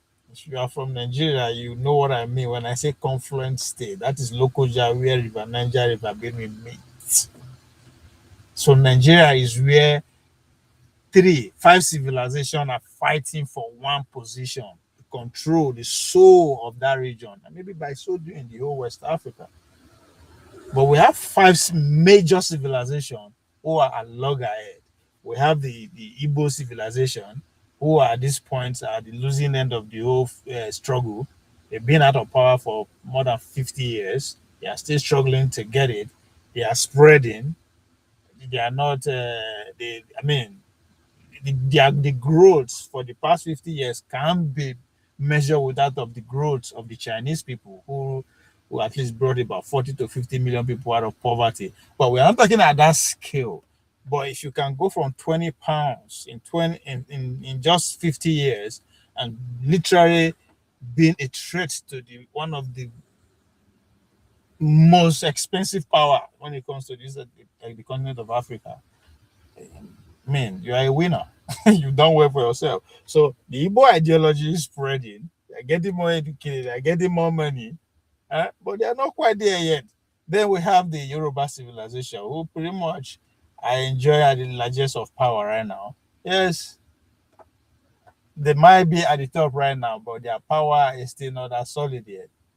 Why the Hausa Fulani civilization? People won't disagree with me now, Fulani Hausa, but I don't give a fuck. This is politics. Politically speaking, those people kick as one. Of course, one has to lead, which is the prominent one, the Fulani is given.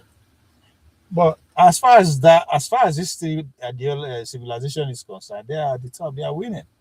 And I said it. I will say it again. I need to debate anybody. These motherfuckers are in control of at least 51 to 55% of the political structure of the country. And they just keep going. They are not slowing down. Now, those three ideologies. Those are the local ideology who are fighting for what? Superiority, fighting for survival, something for power.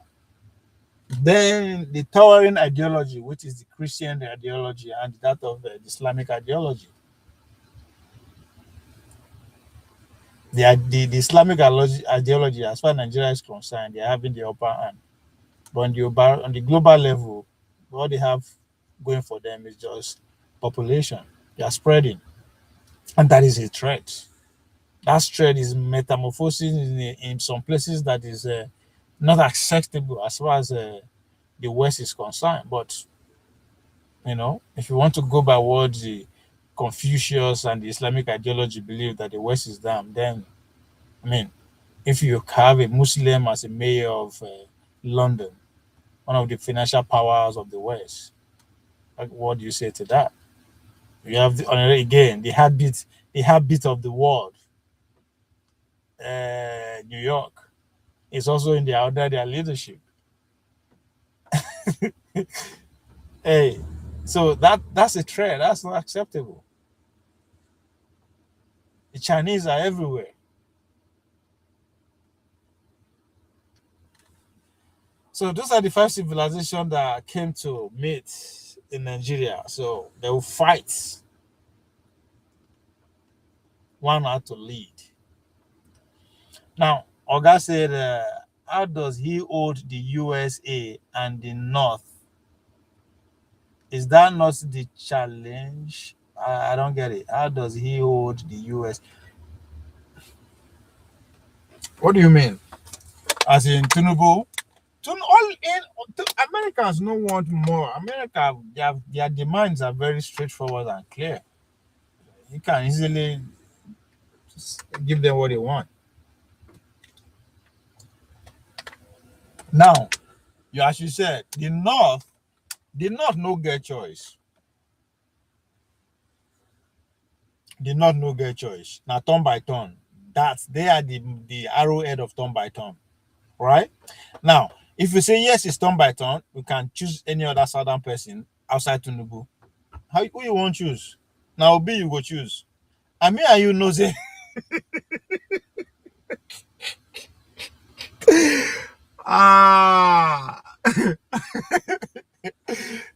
that's not, they will not agree to that. So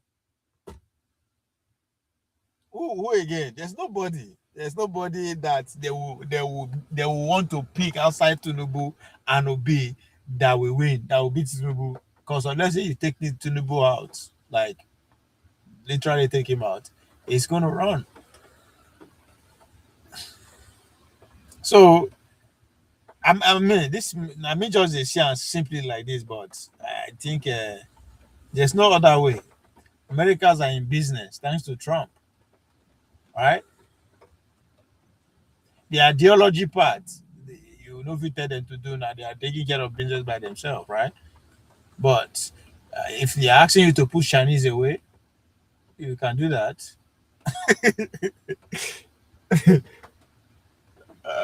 So after all, Afenifere has came out and said yes, they are the support of Donald Trump's action.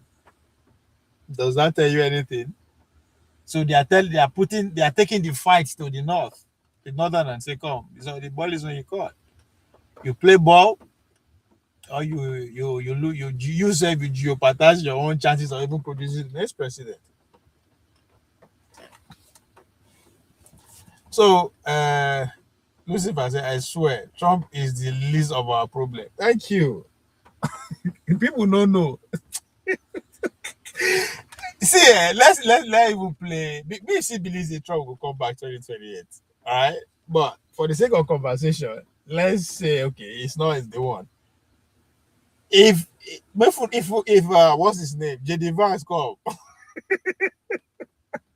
so the guy is the spokesperson of the Catholicism, the Catholic kingdom, is the spokesperson at this point. And from day one, as a vice president, that has been the top of his message. As they deliver that civilization message, Catholicism, Christianity, Nigeria, they go side by side in his lyrics. So y'all don't want to fuck around, man. Dr. Dameji, anchor of it. So how many terrorists did Trump kill? Have your reporter counted the dead? In fact, they say there is no dead though. I don't think I got it. Wait, I have to look for that video, Dr. Dameji. I saw one correspondent, I think, playing other channels. Body die, but yeah, I don't know. Yeah, there's so I've not narrowed my own search or interest in that level. I know I don't know. I don't. What are you up to, Dr. Dameji? Yeah, you just say that knockout the throw. I've been eh? I don't know. I've not heard of any dead yet. Even them too, they not come out with any number. So we'll see. But the video that I saw was one of these major news organization talking to people on ground who are curious, now. No once anything happen, go run, come outside, go see how things be.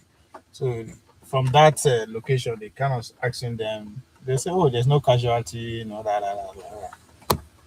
But for some reason, my mind don't even go there. I dey follow the optics of it, the politics of it, and the significance. Yesterday, for yesterday, I was worried. Like it's funny now that I say I did talk about loud. Because yesterday I was asking, "Come on, this is the first Christmas in recent memory that nobody cry about fuel scarcity, or transportation too high and all that." Like, it was kind of like peaceful. I was like, "Oh, like is that Tinubu they do well?" I was actually asking this question yesterday. I mean, that's a sign that the president has done well or is doing well. Not knowing that Trump never deliver his gifts. It's crazy. So Dr. Dameji, we will find out before we assemble for your beer parlor tomorrow, I think. This is the idea behind Project 2025 we should be concerned about. I agree with you. Now, people don't get it, man. People don't understand. And they laugh.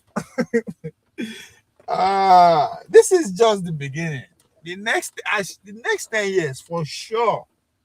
The tempo, the tension, the destruction, whatever that you think is coming will be increasing by the fucking day.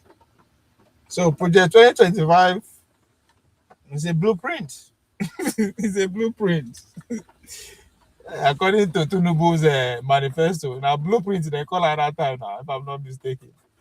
So, but project this, if we don't have time to, if Project 25 is too voluminous, go read the national security strategy. If you don't want to read the whole 29 pages, and 3 paragraphs they give you. I don't read that finish now. Just 3 paragraphs. And they dedicate you and your generation to come.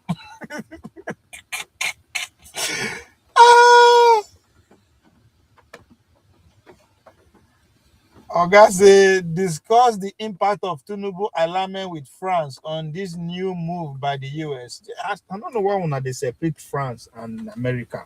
Like, I just talk it's class of civilization. France is French in our West. Even though they be stubborn West, they always believe that. Just like when you have a family that has plenty children, one they always they stubborn, right? He is stubborn, but nevertheless they are the same.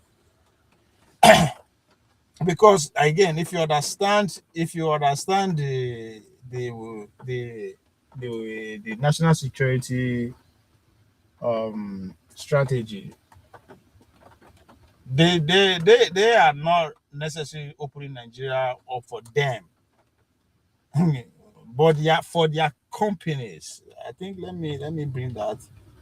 I like that question. Let me see. Let me bring that paragraph where they talk about where this your question falling.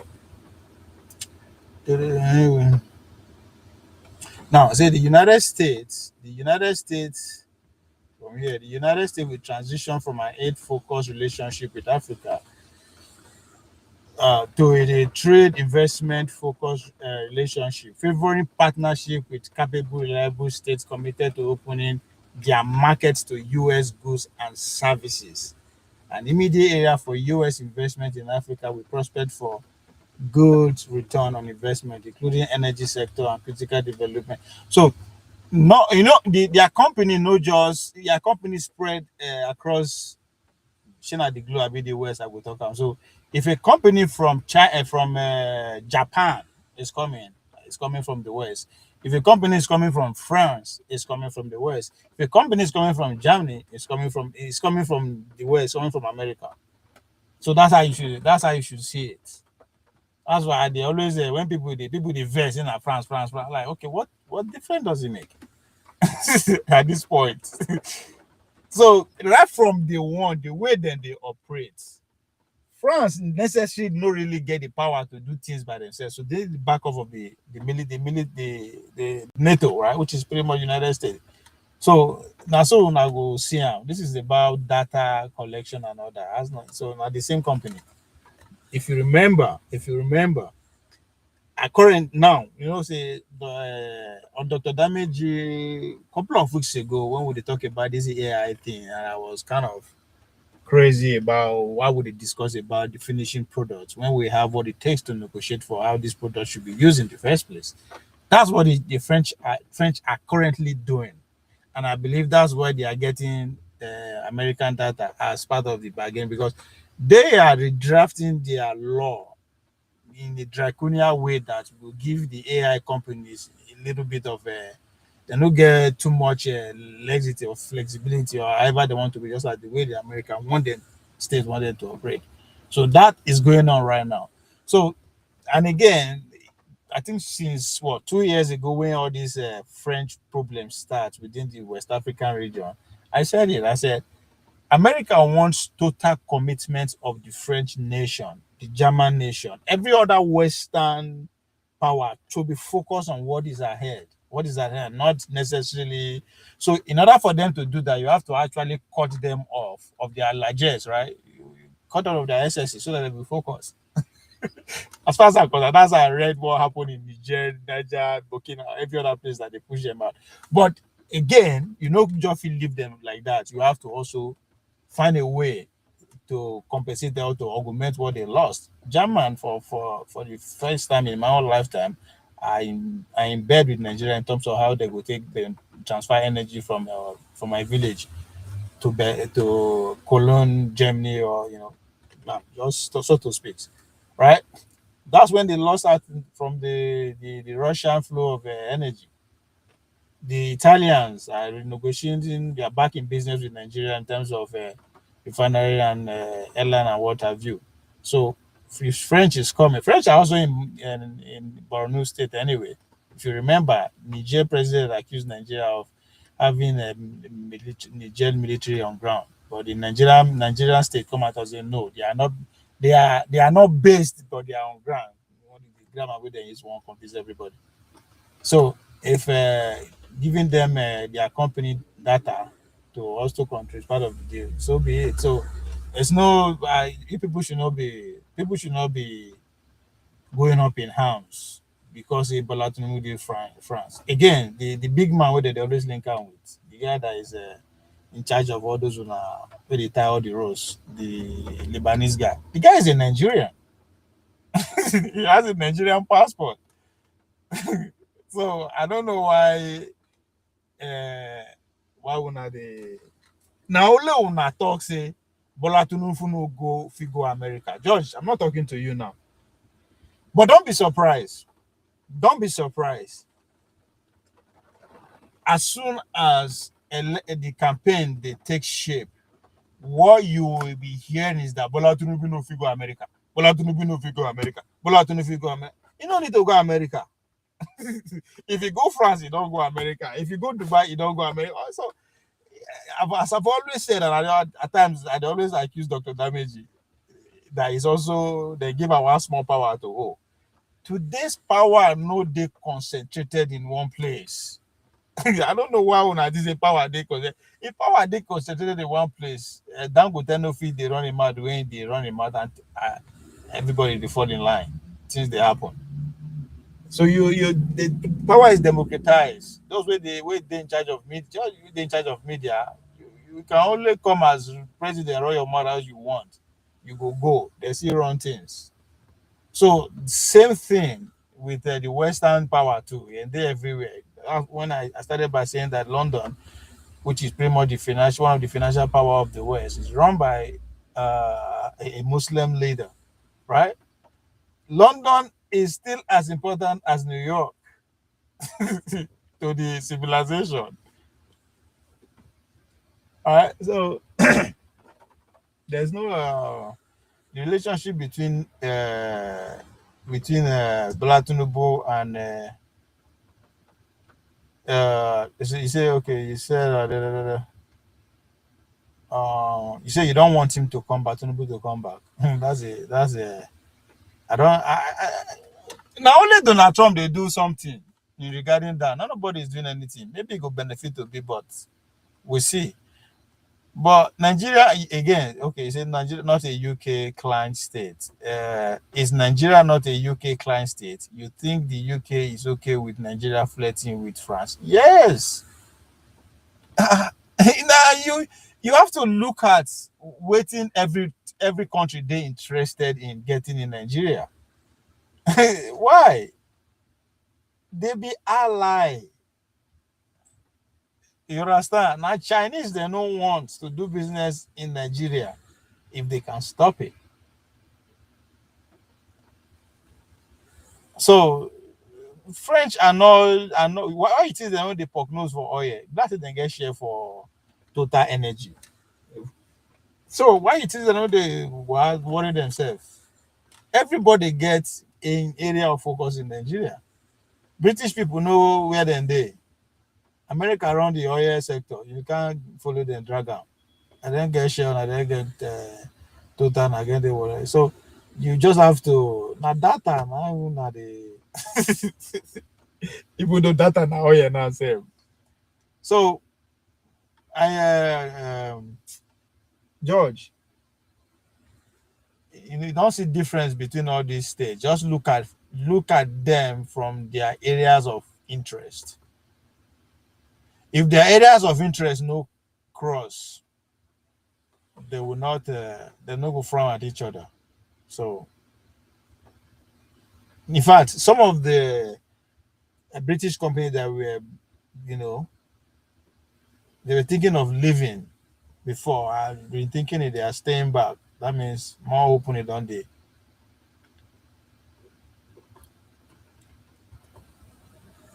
George, you got it?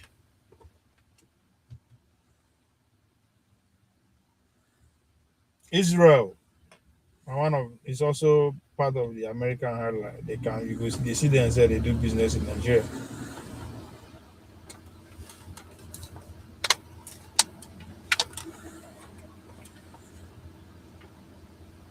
Lucy, Tinubu no, you know what Tinubu to come back. When I go walk, as far as I'm concerned, the opposition is not even doing anything. They are not working out. They are not even doing nothing. They want to do anything to want to displace Tinubu. I don't know. That your dream will remain a dream until 2032. 2031. God damn. Boy. So it is until the Chinese leave, until America get upper hand, this strike bomb no go stop. That's what I can guarantee you people. If like me, they don't kill anybody, but it's not going to stop. So, however, it's going to take them. They're really here. So,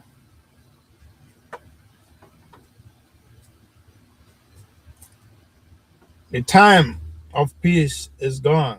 The Europeans, this is their best era in life. The last 80 years, they've never seen anything that beautiful, that rosy. That is now so life will continue for them. They know up to today they never see comprehend them say war at the scale is going between Russia and Ukraine is going on. They know if they never see they never it still be like say na movie that they watch. But it just getting started. All of them go to scatter. But they'll be back. They go if they survive from if they survive China and the Islamic world, they'll come back. But when you have other civilization who have concluded that the Western civilization is it, this is the end for them. This decade, this first maybe now to the first half of 30s will be they believe that's their end, and the Western civilization are saying, "Come,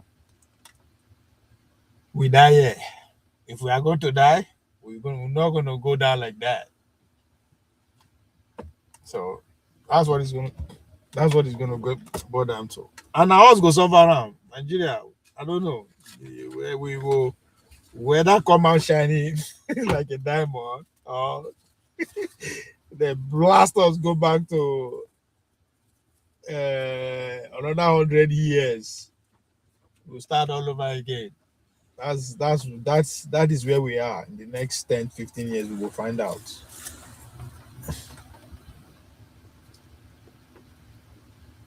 We will find out.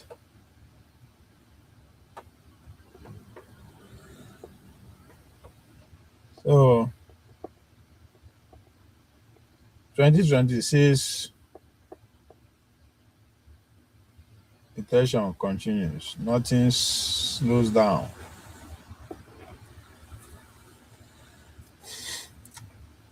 Very soon you're going to hear of the war between the tension between Israel and Turkey.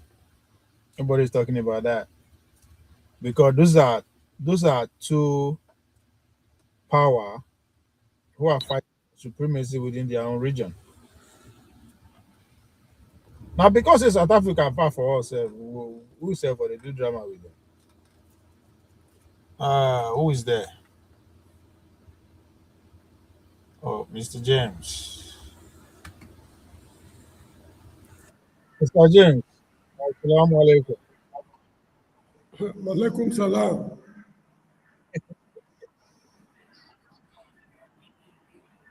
Are you enjoying the Christmas gift that Trump gave us? It's a funny thing, although we were all expecting it, I did not know it would come so soon. Yeah, you know it will come so soon. I did not know it would come so soon. And besides, they behave like real soldiers. I mean, military tactics. They came on a day nobody expected, Christmas Day. They took us unawares. So one of the analysts said that it used to be the other way around, that every Christmas we used to see there's a bomb blast here, bomb blast there, killing here and there of the Christians. That this Christmas is the other way around. Yeah, I was expecting the terrorists to strike a Christian church or whatever it is. Right. This is military tactics. The soldiers are very good at it. They know when to strike and how to go about it. When they least expect them to do anything. Yes. So that's just it. So what do you think is what do you what do you think the next couple of well, that's a new. What do you think the new year is going to look like with this?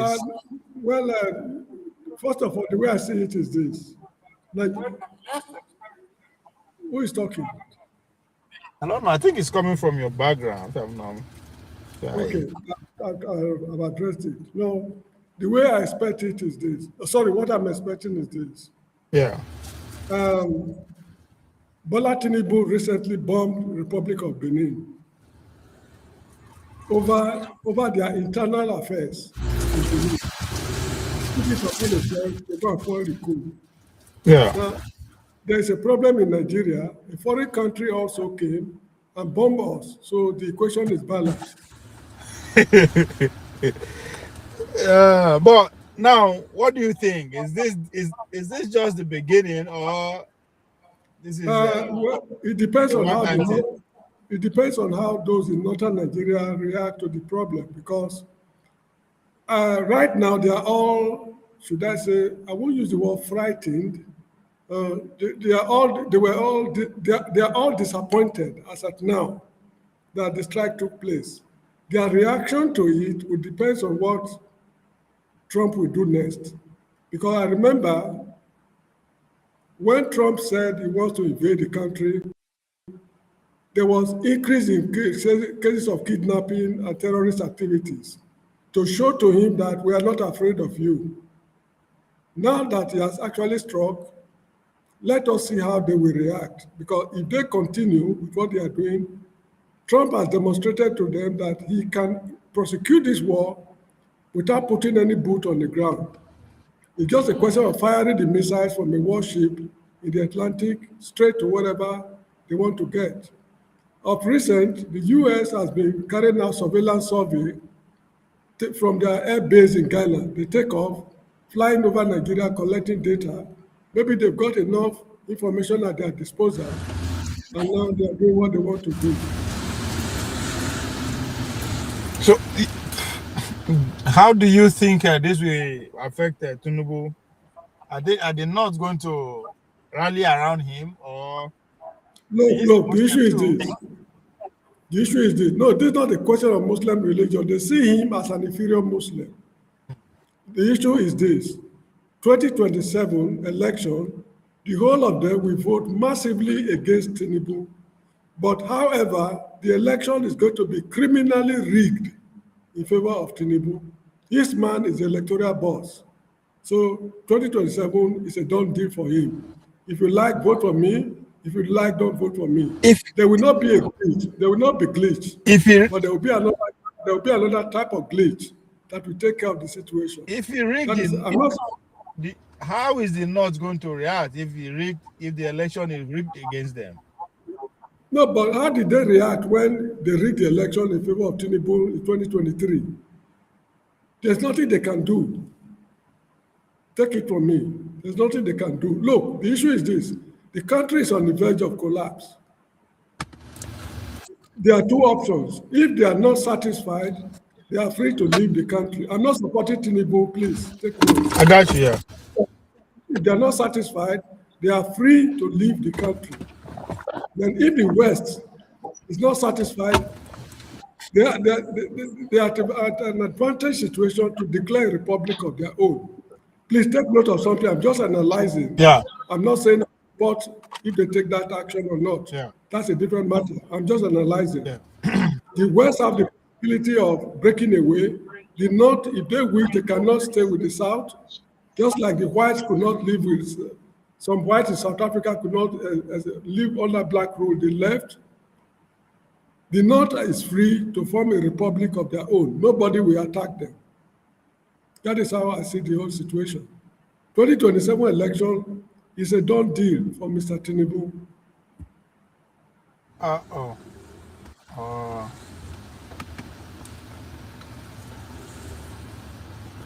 That somebody is coming and going. Now your network, I don't know why it's a Naija man have been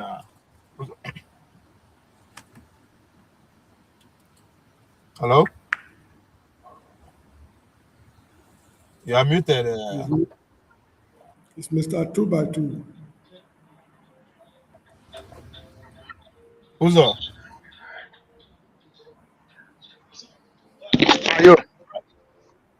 Hello? No be network. This way they use, man. They use China phone. China they lose. Oh, they don't bomb China. Oh. Hello? And Mr. James, do you expect any Yeah. reaction from the Chinese people?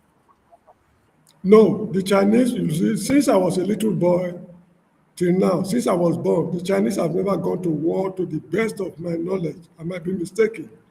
They are not used to those kind of things. Their defense capability is to defend themselves, not to go and interfere in other people's problems. If not for the expansion of their economy on a gigantic scale, they will have had no need for African minerals at all. But they need minerals to feed their industries. This is why they are trying to interfere or try to extend their sphere of influence to African states. I do not expect the best they can do is very difficult to predict, actually, but I don't expect them to get themselves involved in warfare and all those kind of stuff.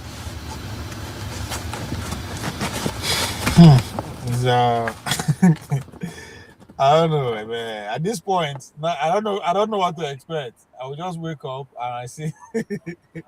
No, you see, look, the issue is the Northerners need to come to their senses. Let me put it that way. You cannot be slaughtering people since the days of Shagari's time, Maitasine riot. Maitasine riot till today. They have been killing people and they see nothing wrong with it from the look of things. Up till now, there is no Fulani socio-cultural organization that has condemned the action of the terrorists up to today, since Shagari's time up to now. The killings cannot just be continuing like that. So this is how I see it. Whatever they want to do, let them do it. The killing must stop before we even talk about negotiation. You heard what Gumi was saying today, that it's not against the killing of terrorists, but the terrorists should not be killed by terrorists. That was what he said. So it is now that it's dawning on him that the terrorists can be killed. He no longer believes in negotiation.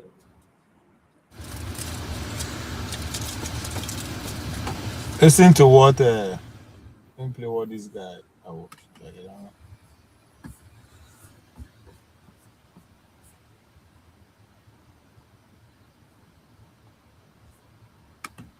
Let me play one.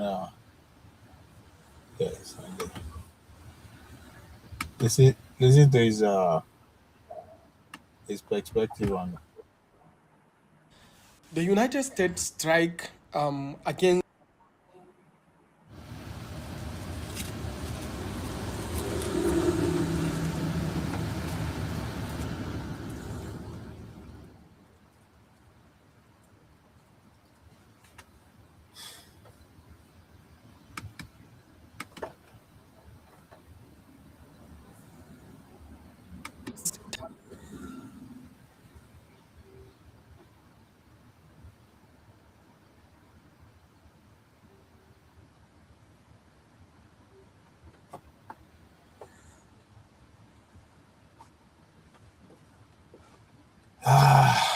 My network. I messed it up.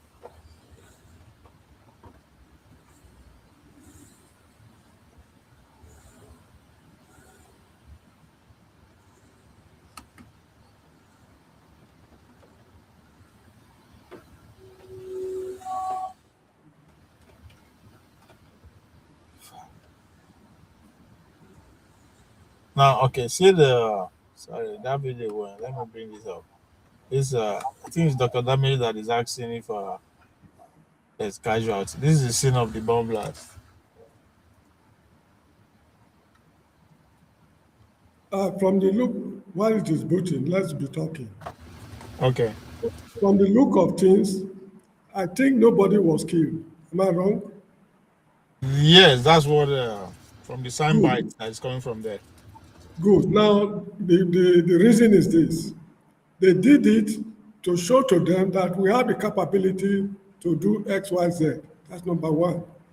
Then number two, they choose Sokoto of all places because it's the capital of the Fulanis, the caliphate, is Sokoto. And it is very sad that since this killing of a problem started, the Sultan of Sokoto has not on any occasion come out to condemn what is happening. And secondly, his utterance alone, if he should give directive from his palace that the killings should stop henceforth, that utterance is as good as a Quranic injunction. But he has not done that. So they choose Sokoto to show to them that, look, we mean business.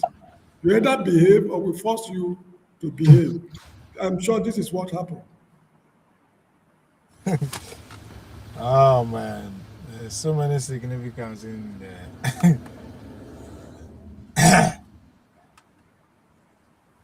But what do you think of the Nigerian state coming out to say that they coordinated with the American to do the launch? Look, let me tell you what happened. Let me start it this way. Bolaji Akiyemi and Makere also said something some time ago on different occasions, I think on Arise News. They said that, no, you can forget this thing. Forget the video. Forget the video. Yeah, even my screen is frozen, so I can't even see anything. But I can hear you. Yeah, okay. Yeah, please, sorry, remind me the question again. Yeah, I asked about wait, sorry.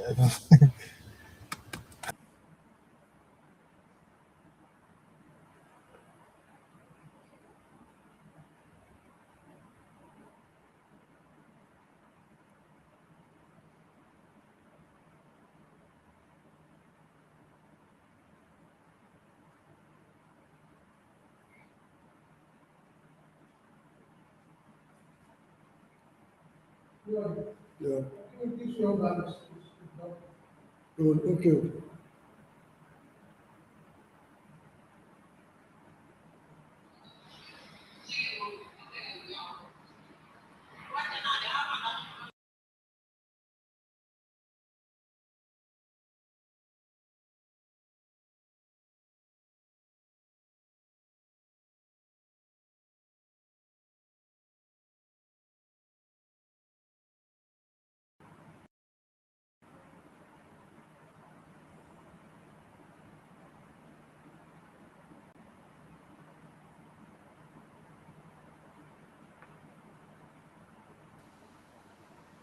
Yeah, something I'm thinking.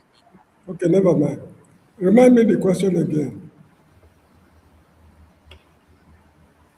No, I think you were talking about we're talking about the symbolism of Symbolism of? No, you talked about how the reason they choose Sokoto. Yes, I've explained that. It's just, I think I wanted to say something about, okay, putting boots on the ground. You see, the USA, they have demonstrated now that they don't even need military base on continental Africa anymore. Because with their warship, they can stay 200 miles off any country's territorial waters, provided they have the coordinates of where they want to hit. They fire missiles from there straight to wherever they want to hit. They've demonstrated that we don't even need military base on the land anymore. All they need to do now, one, develop their air power, which include missiles, their naval power, and intelligence gathering, which their satellites are good enough to do for them. So militarily, they are becoming more and more independent of many nations of the world.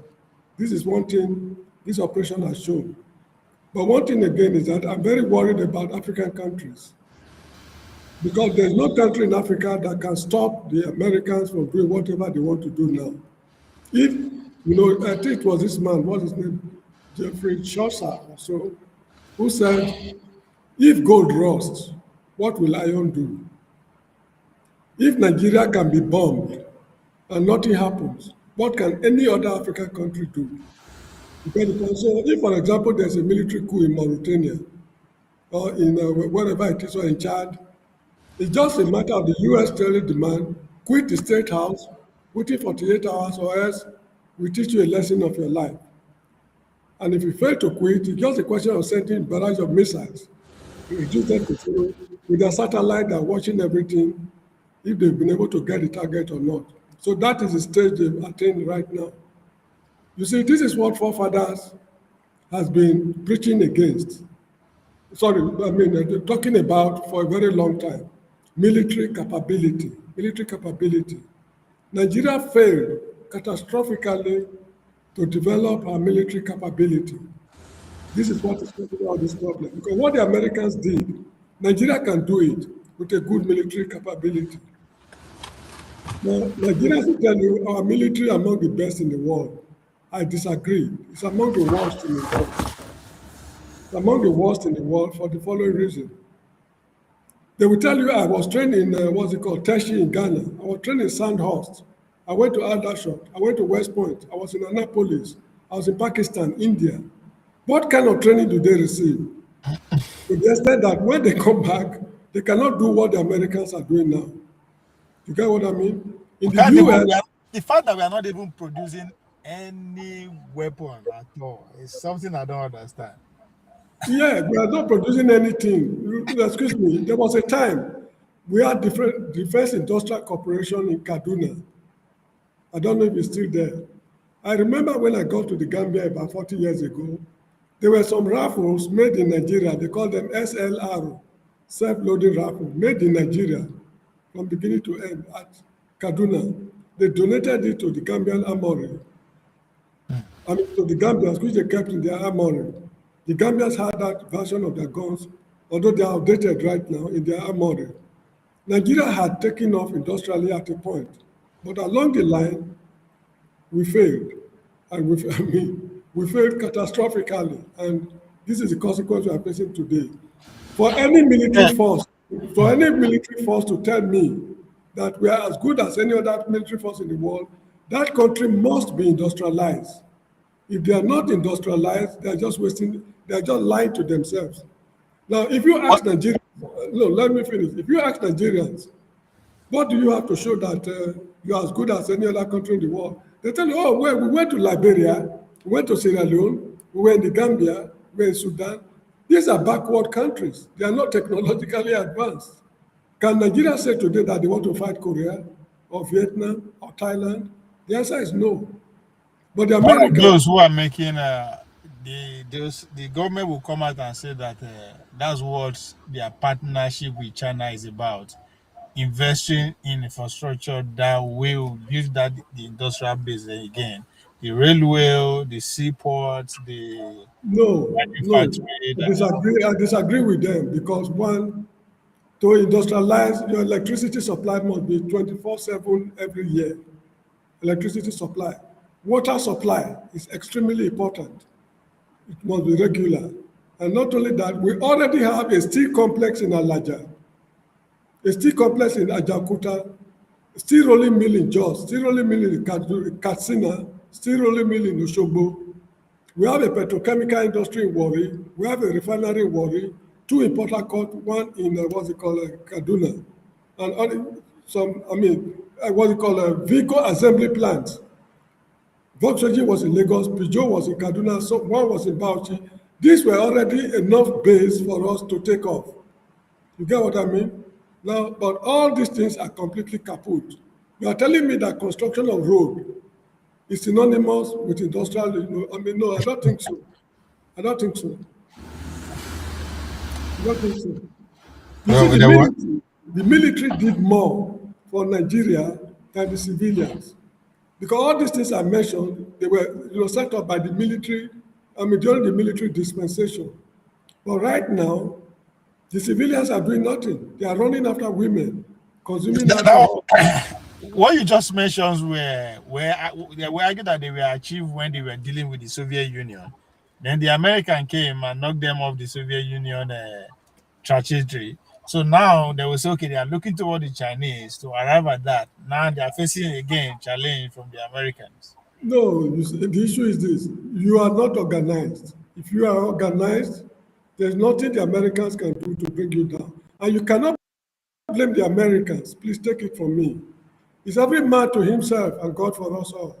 They're also fighting for their survival because they don't know what we will become if we should become industrialized.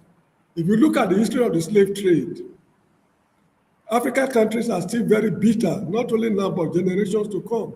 They are still very, very bitter. If they have the chance to wreak irreparable havoc on the United States, they will not look back. So the USA, they're also on their guard. They're watching their back. So I cannot blame them. It's every man to himself and God for us all. Yeah, so what do you think of Tinubu coming out and saying it is a collaborative effort? Oh, good. That was the question you asked. There was no collaborative effort for the following reason. They sought his consent and he gave them the go-ahead. What happened is that there was a man they called Dennis Amakere and another Bolaji Akiyemi on Arise News. They analyzed a certain issue. When the Chibok girls were abducted and carted away, the US military men came to Nigeria to map out the modalities to rescue these girls. Then they came up with the idea that they are going to gas the area where these girls are kept because they saw it with their satellite. When they gassed them, they will all fall asleep. Then the ground troops will move in to rescue the girls. It was just the next day. The satellite picked these guys again, since they're wearing gas masks. So, first of all, who gave them the information? And secondly, who gave them the gas mask? So the Americans knew that there were moles in the US military, in the Nigerian military. So they left. Up to today, they've not rescued those girls. You get the point I'm making? Some of them are still in captivity. So the US military cannot, under any circumstance, trust any Nigerian soldier to come close to them in any of their operations for this reason. If a Nigerian military man should be in that warship where they fire the missiles, what is the guarantee that that military man will not go and meet the Chinese military, collect money from them, and give them information about what the US military is doing in their warship? While they were flying the aeroplane across Nigeria, taking off from Ghana and going back, if a Nigerian military man were to be there, the kind of equipment on the aeroplane and how they are using it, what stops them from going to China or Turkey or Iran, sell information for money, and come back? They are not to be trusted. And the Americans are too smart for those kind of things to be taken for a ride. The Nigerian military were not involved in any perceptible way. They only sought the political approval from the government, and the government said, go ahead, and that's all. That's how I see it. Okay. This question is coming from Lucy. She is asking about what Shegumi reaction is. Let me show you, Mr. Jim. I wanted to ask you this question too, because now the Shegumi is asking Nigeria to cease dealing with government, government to immediately stop collaboration, or they will regret. So we know part of the, I don't know about an agreement, but part of the benevolence act of giving that America is giving to Nigeria is collaboration of the train Nigerian military. Just as you said earlier on, they go to West Point, they go all these places to train. So it's part of the deal. So now people like Gumi and the other guy are also suggesting that we should stop that collaboration with the United States of America. In other words, our military dealing with America, is he even actually, who's gaining? Are we getting anything out of it? No, we cannot get anything out of it because our level of development is not sophisticated enough for us to interact meaningfully with them. For example, if I'm a member of the US Armed Forces and they teach me or I'm taught how to fly F-16, you understand what I mean? They're military plane. There's one they call F-16. Yeah. I know if I'm a specialist in that, when I come back to Nigeria, we don't have F-16. So what is the knowledge for? You get the point? Yeah. So most of the equipment they have, we will not even gain access to it. I want to believe, although without proof, that most of our soldiers who go to most countries of the world for training, they only teach them how to parade, left turn, right turn, those kind of things. At the end of the day, They take lectures. They go to class, because take look, lectures. let me tell you one thing. If Nigerian soldiers, for example, are going to Pakistan, and the Pakistani people are showing them everything about themselves, it's a risk to the government of Pakistan. Because Pakistan can be at war with India tomorrow, or Bangladesh. If there are certain things they want to know about the Pakistani military, it's just a question of saying, oh, there was one Mr. John Wood from Nigeria who attended school in Pakistan. Let us contact him. That John Wood is going to reveal everything to an enemy country. You get the point? Just like our Nigerian Defense Academy. If foreigners are coming there to receive lessons, I don't expect them to know the nitty-gritties of the Nigerian military operations. You can only teach them the surface, just surface level, and tell them to go back home. They've graduated. So this is the problem. If we go, look, we already have a defense academy. We already have universities of science and technology and what have you. Why do we go out to receive more military training? Are the Russians receiving training elsewhere? The Germans, are they receiving training elsewhere? The French, the English, the what we call Americans. Why can't we develop the universities are there, if they are actually full-fledged universities? You get the point? So if we go to USA to receive training or not, it means nothing, absolutely nothing. I want to put it to you categorically that Nigerian soldiers, they are not as good as most people are saying. Of course, what do you expect people to say? I do not know of any country in the world that will tell you our military is not good.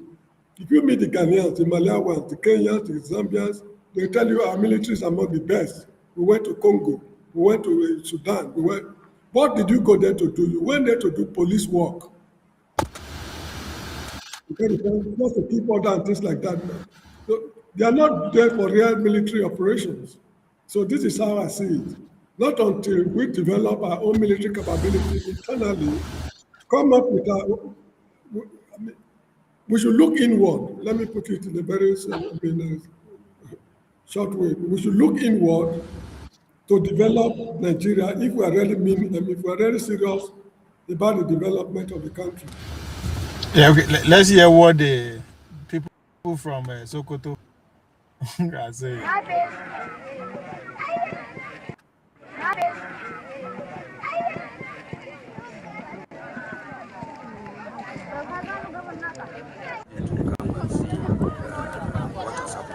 Glory be to God, there was no loss of life and no loss of property.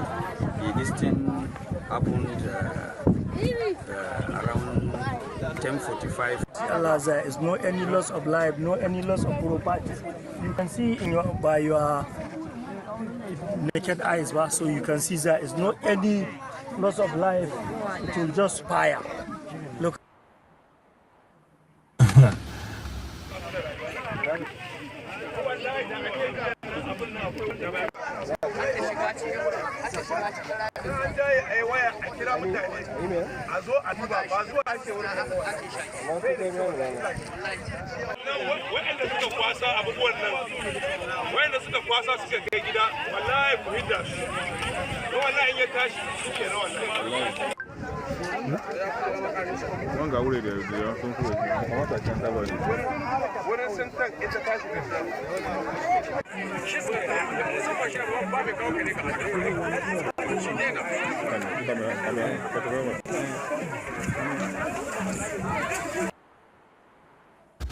Let me play that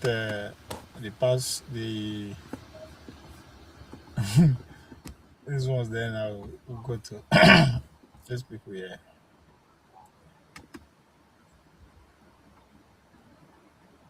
Yeah, thank you very much. This visit of leaders of Christian Association of Nigeria to the home of His Excellency President Bola Ahmed Tinubu and his wife, the mother of the nation, Senator Oluremi Tinubu.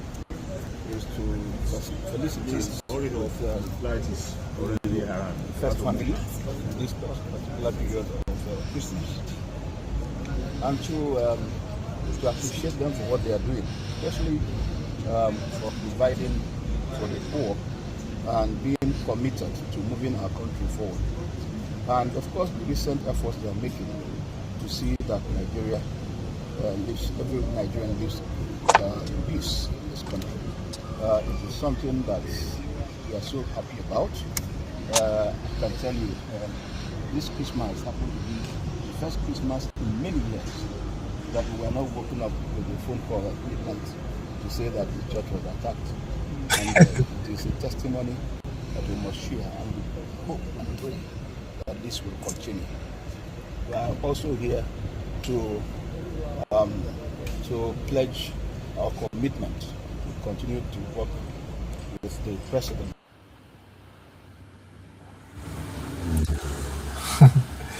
Is that for the progress development of our country, Nigeria. Thank you, sir.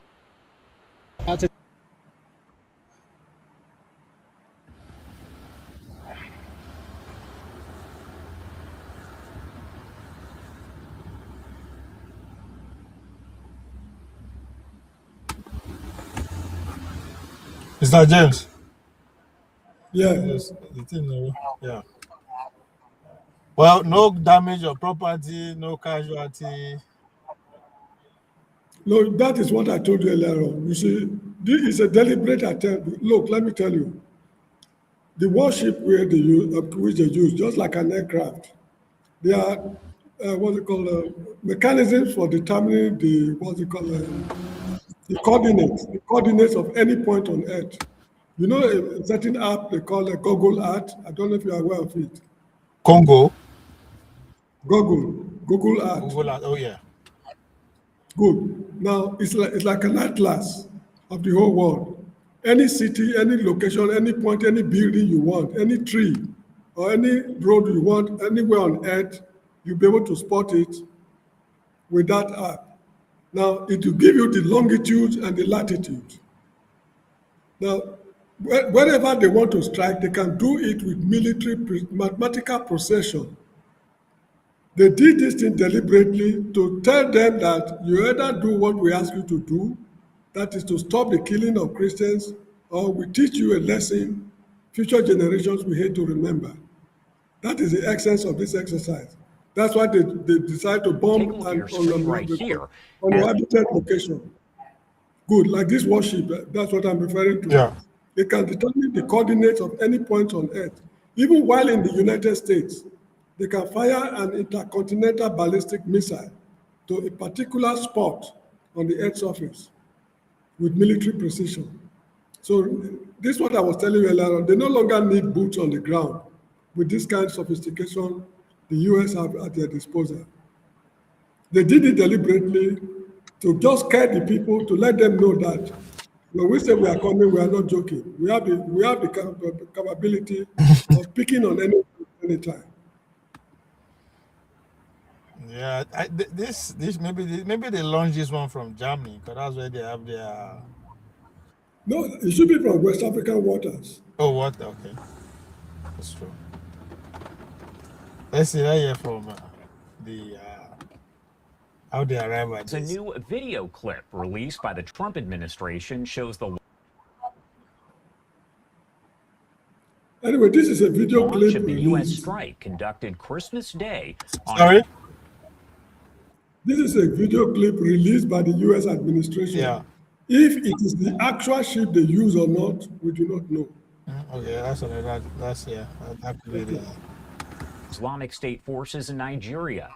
President Trump announcing the powerful and deadly strike, he says, on Christmas night, weeks after first accusing the West African country's government of failing to stop the persecution of Christians. Trump did take to Truth Social to post this right here, and this is just a portion of it. He says, tonight, at my direction as Commander-in-Chief, the United States launched a powerful and deadly strike against ISIS terrorist scum in northwest Nigeria. who have been targeting and viciously killing primarily innocent Christians at levels not seen for many years and even centuries. I have previously warned these terrorists that if they did not stop the slaughtering of Christians, there would be hell to pay, and tonight there was. U.S. Ambassador to the United Nations Mike Waltz had this to say when speaking to Fox News back in November. Clergy are being beheaded. Yeah. Churches are being burned. Families chased out of their homes simply for wearing a cross. We know how to take down terrorist networks, but we've done it all over the world. But I think there's a lot of other things we can do before that. The country of particular concern unleashes sanctions, withholds our aid, and we're seeing the Nigerian government move. And you are taking a look at the post here from Ambassador Waltz. He posted on the strike last night, kind of quote tweeting what President Trump had to say, saying, quote, "Merry Christmas to the Christians in Nigeria and around the world who know tonight that the President of the United States will fight for them," end quote. Now, I do want to bring in former Kansas Governor Sam Brownback, who served as ambassador at large for international religious freedom during President Trump's first administration, to discuss all of this and break down exactly how we got to this point. Sam, thank you so much for taking the time to be here with us today. Oh, happy to join you, and Merry Christmas. Still Merry in Christmas. background here. Yeah. And first off, can you break down for me, Sam, kind of how we got to this point? It's been building for really 15 years, I would say. You've really got a group of terrorist organizations, and I call it a terrorist convention that's taking place in Nigeria. This is the area they're concentrating on for the next caliphate. They lost in the Middle East. Now they're moving to this region in West Africa. They've destabilized several governments in the region. You've also got the Chinese and the Russians meddling in this region. And here's an area that the Nigerian government, in many respects, has just lost control of, which is typical, again, of how you get a caliphate started, how you get all these terrorist groups coming to this region. And then their primary target is destabilizing the government, killing Christians, and they'll kill Muslims that don't agree with them as well. And right here, as we pop this up, this is a post from U.S. Africa Command, AFRICOM. They say, at the direction of the President of the United States and the Secretary of War, and in coordination with Nigerian authorities, U.S. Africa Command conducted strikes against ISIS terrorists in Nigeria on December 25th, Christmas there. And again, we're learning all of this information, but there are still so many questions. Can you talk about which ISIS-affiliated group is operating there in Nigeria and how active it's been recently? You talked about how this has kind of been developing over time. You've got multiple groups, and then the groups themselves will splinter. You've got ISIS West Africa, you've got Boko Haram that's operating in the region, you've got ISIS Sahel, which is just that region that's operating. So you've got multiple ones that are operating in the region. Like I say, it's just really this gathering of terrorists that have decided this is the real place we can go next. What I admire really about the president's decisive action here is that's exactly what's needed to prevent this caliphate from building. You could end up, if you don't get aggressive action here, of a caliphate of 250 million people spread throughout West Africa by all these various terrorist groups just operating, pushing, getting more people recruited into it. And it's widespread killing that's been taking place for over a decade now. This has really got to be decisive. It's got to be aggressive. And the sooner you can get on top of it, the more likely it is that you're going to stop the caliphate from getting formed. When you talk about Christmas Day specifically, again, we're talking about the persecution of Christians, and we get this announcement from President Trump that the strikes have been made there on Christmas Day into Christmas night. What is the significance overall of that? Do you think that was done on purpose? I do. And normally Easter and Christmas are a couple of the most deadly days for Christians around the world, in these countries where Christians get persecuted, like Nigeria. Nigeria is the most deadly country to be a Christian in the world. And this has been building, as we've talked about earlier. So I think the president's just sending a clear message. You normally kill a bunch of Christians on Christmas. we're going to strike back at you on Christmas so that you feel what you've been giving to Christians all this time. And I think it's a message to these terrorist groups around the world that persecute Christians. We're going to stand up. We're going to fight for them. You talk about just what could happen here as the days progress, the weeks So, progress. Mr. James. Is there any sort of Christmas Day? I don't know, man. Yeah. They have said No, anyway, my point of view is slightly different from that of Mr. Brown, Mr. Sam. I mean, they choose Christmas Day because, you see, when you want to strike your enemy, you take him unawares when he's not expecting you at all. So these people, they are fond of planning evil on Christmas Day, Easter, and whatever it is. So nobody expected the USA to strike on that same day. So they took them unawares. So that is how I see it. This is a military tactic. It's like when you want to organize a coup. The day you strike and the time, the hour, and everything, you have to take the president and the ruling class unawares completely. Just like when Tunde Dagbo was in Saudi Arabia, when Buhari was toppled as a military head of state. Nobody expected it on a Salah day.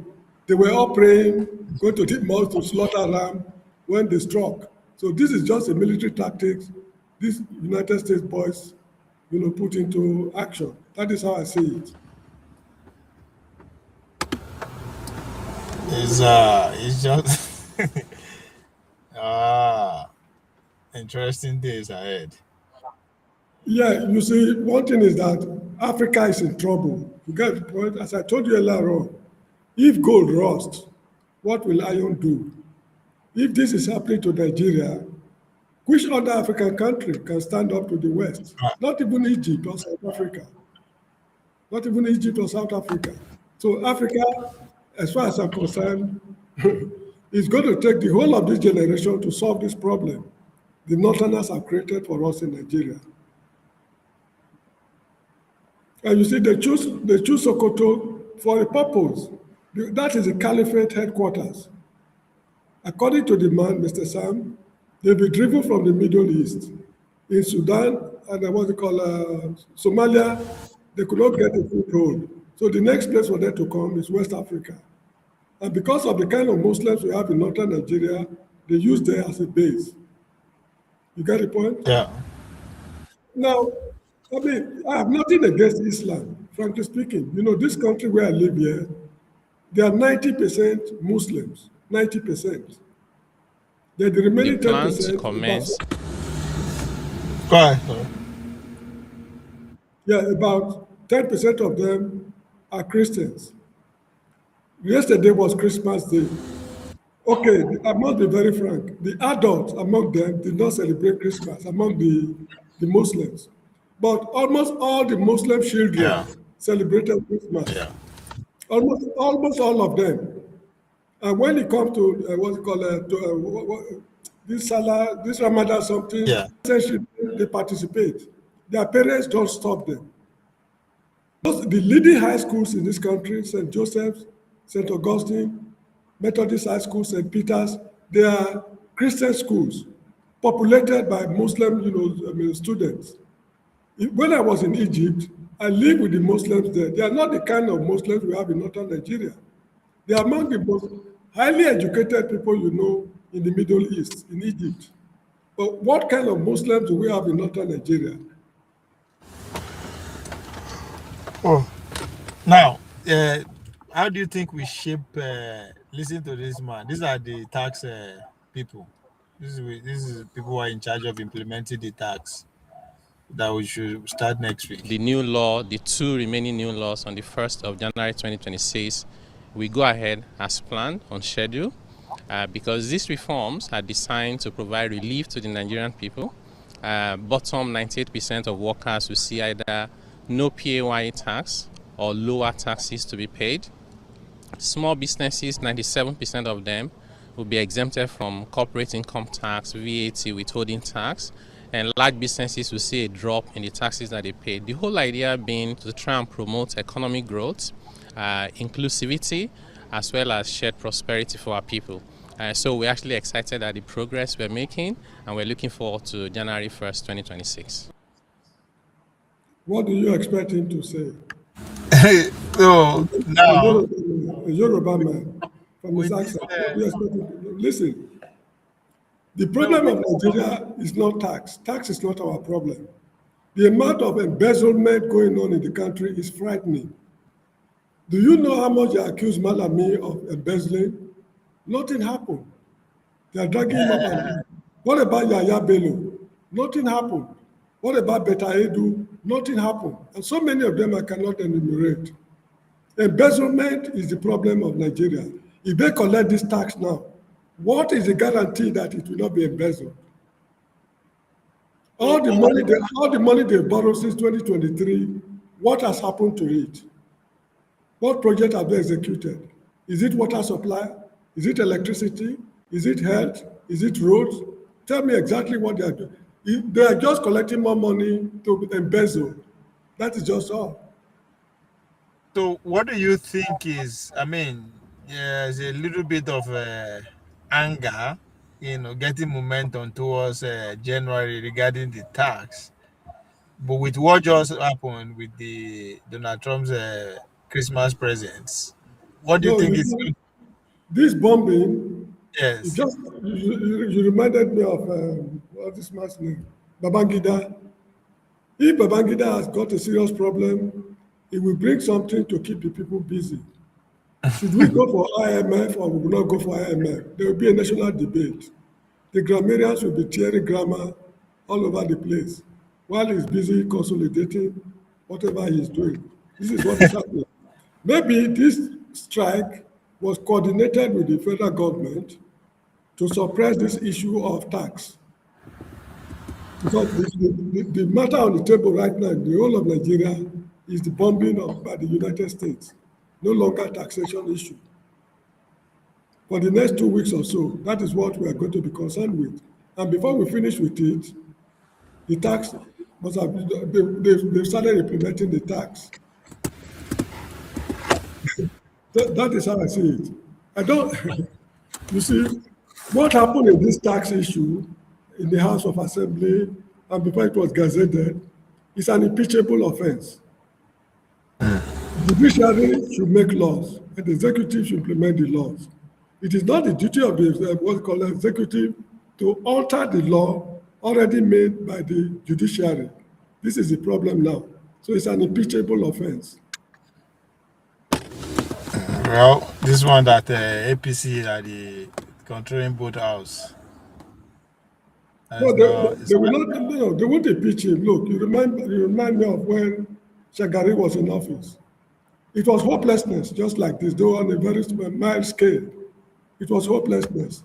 They thought that the whole world belonged to them.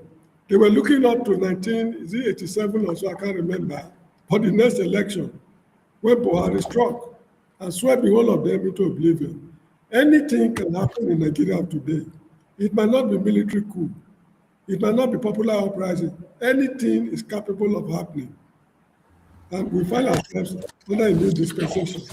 Well, that's an interesting observation you just brought in, because if the, let's use the North for instance, or if the majority of the elite begin to have this feeling that Bola Tinubu will put them under the bus for his own advancement, it could be the way out. As you said, anything can happen at this point. Because I don't see them reneging on the contract they had with China, the Chinese people. All the building that is going on, all the investment. I don't know how they are going to say no, we are no longer interested. No, you see, one thing is any attempt, they could just take him out. One thing is this: they've entered contract with the Chinese and other people and the Russians. But who is to collect Nigerian tax? It's a French company, am I right? Yeah. Good.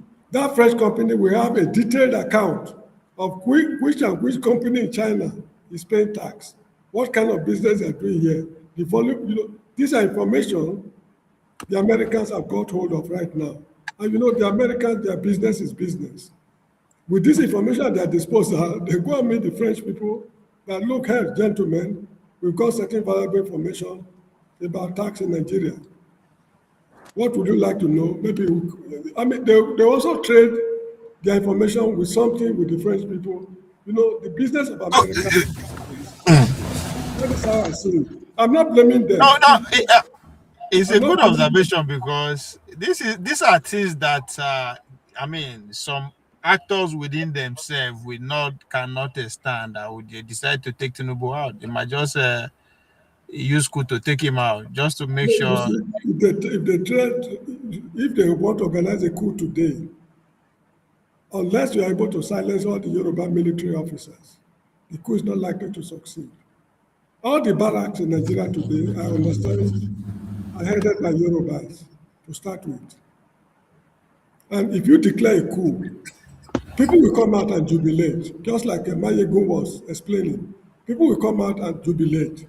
But when everything's settled, and they start naming head of state, chief of defense staff, governor of this, that, people will say, look, gentlemen, hold on a minute.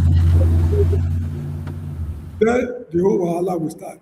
And it can lead to a national uprising, which will even break the country into pieces. Wow. Coup is not likely to take place from the look of things. Interesting. You mentioned Malami.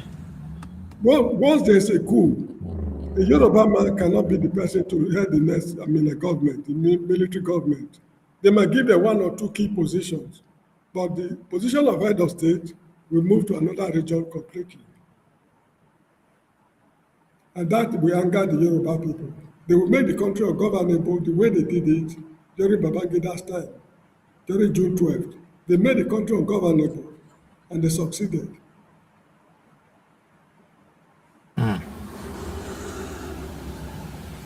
You talk of Malami. All right.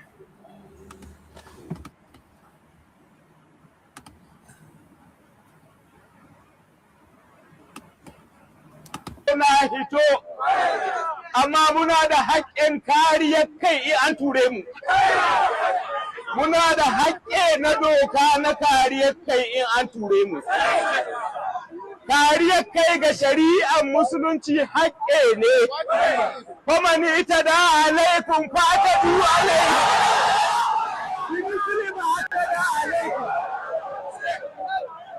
Duk wanda ya yi muna shishigi, muna da haƙƙin kare kawunan. Ko jama'a ku saurare mu. Mai girma gwamna kamar yadda kuka sani ya ambaci cewa ya buɗe littafin siyasa daga 29 ga watan 5 na wannan shekara. Lokaci ya zo, lokaci ya wuce, sun buɗe littafi mu fara karatu. Sun buɗe littafi mu fara karatu. Ko jama'a hito a yi siyasa babu gudu.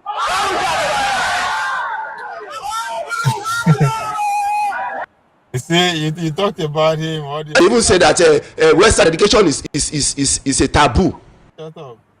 All the money he said he stole. So he wants to run for governor, Mr. James. So, and as usual now, Tinubu is sending EFCC after him. So he is saying that there's no going back. No matter the intimidation, he is here to stay. So you now understand why they are stealing money, right? The only way to come back to power, you have to steal. Well, I think we're in a situation whereby we will just watch and see. We watch and see what will happen. Because the country right now is as tense as it was during the days of Shehu Shagari. During Shagari's second tenure. Well, but during Shehu Shagari, coup took him out. But you make a compelling case that coup may not likely happen under this government. So what do you see there? What's there? Anything can happen. You get the point? A coup might happen, a coup that will break the country. Because once they start appointing people from a particular section of the country and the other section object, a coup might break up the country. That's number one. Then number two, look at Babangida, the way he left office. He was dribbling the country till eventually he dribbled himself. They call him the Maradona. If they had told him on June 11th that this is how he's going to leave power, he will not believe. But on June 12th, just mere annulment of results swept him into oblivion. Nobody was able to predict that this is how Babangida will leave office. This wahala we are facing today, nobody knows how it's going to happen. Now, for example, the man went to what we call the Republic of Benin to bomb them and thwart their coup. His plane was seized in Burkina Faso. Something normally leads to something. It will get to a point that when you piece everything, when you join everything together, you discover that it could even lead to a we just have to wait. We have to watch and see what is going to happen. Because there's no way the country can make reasonable progress with this total mess we are grappling with. There's absolutely no way. What do you expect from the opposition at this point? What is to remind me of the Benin people. The Benin people will say, away father. There's no difference between the white man and the Reverend Father. Although there are some black Reverend Fathers, but their attitude, their behavior, their style of living, they behave like white people. Black Reverend Fathers, they don't celebrate the Igwe festival. And that is what distinguishes between other races of the world. Igwe. The black Reverend Fathers don't participate, so they are white people. There is no difference between a white man and a Reverend Father. So APC, PDP, whatever, to me, they are all one and the same. Probably the slightly different political parties, slightly different from my point of view, Showore and this SDP, Adebayo, I think Adewale, they are not exactly of the same stamp as these other people. If not, all the other parties are one and the same. They're just like the white man and the Reverend Father. Adebayo and family live in Washington, D.C. A seat of power. So you still down there. You still don't see him like every one of them. No, because he understands the Nigerian problem, and whenever we ask him for solutions to this problem, I'm always very impressed by his ability to work out modalities to solve, fashioning solutions to the problems. He's very good at it. But if they will allow him to succeed, should he find himself in office, I do not know. As for Showore, he understands the in and out of corruption, police brutality, military inefficiency, institutional decay. The guy understands it in and out. But if they will allow them to perform, that is a different ballgame. So this is why I just distinguish them. I choose them out of the whole lot, because APC and PDP is just like the white man and the Reverend Father, just like Obama. Obama is a black man, but he's a coconut. The outside skin is brown, but inside is white. So this is how I see APC and PDP. Opposition, they have nothing to do. I'm blinded by the light.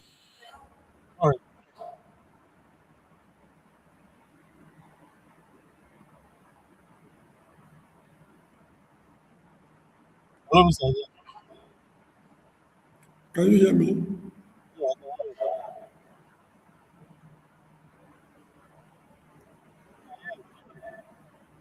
No, I can't hear you clearly.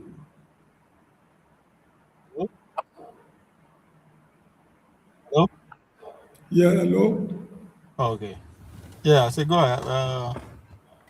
Our guy is asking question. What do these people have in common with Mr. James? Which people? No, you see, look, I'm not against or in support of America. It's every man to himself. And God, the Americans are fighting for their survival. The way the white men left Europe to look for colonies, which they will exploit to get feed their industry. to feed their industries. That is how the Americans too are fighting for their survival. Let me tell you something. If we were to be in their position, we will not treat them in any way. You think so? Yes, I think so. Look at the kind of things we are doing to each other. But I think back in the history, we were in a better position, better than them. No, did we colonize them? No, we didn't. That's the point. Good. Look at it this way. I didn't mean we are the people who know how to read and write. We are literate, and the white man is illiterate. Do you think we will teach the white man literacy?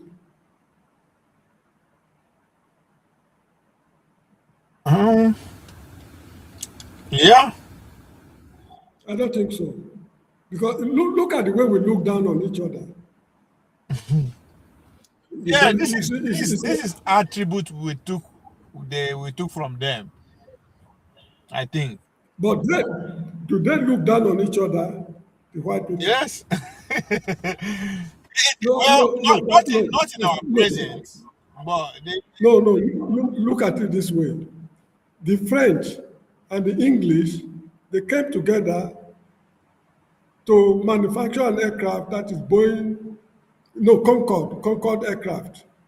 It was manufactured in collaboration between the French and the British. Okay. You get the point? Yeah.